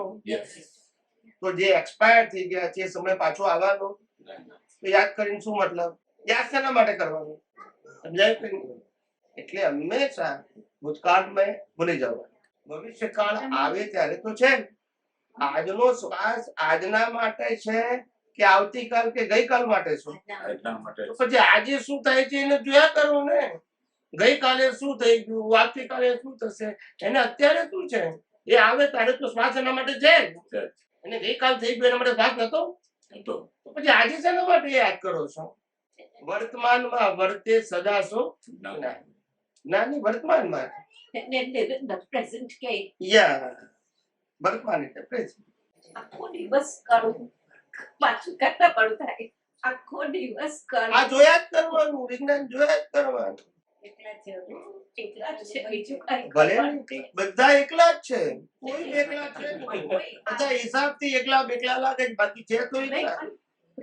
કેટલા કલાકો કોઈ આવે નહીં, જાય નહીં. તે ભલે ને આવે કે ના આવે, આપણને શું વાંધો છે? આપણે આપણી ગુફામાં રહેવું અને આ પ્રકૃતિના સંજોગોનું જોયા કરવું. એ એકલા છે, બેકલા છે, તેકલા છે, આપણે જોયા કરવું.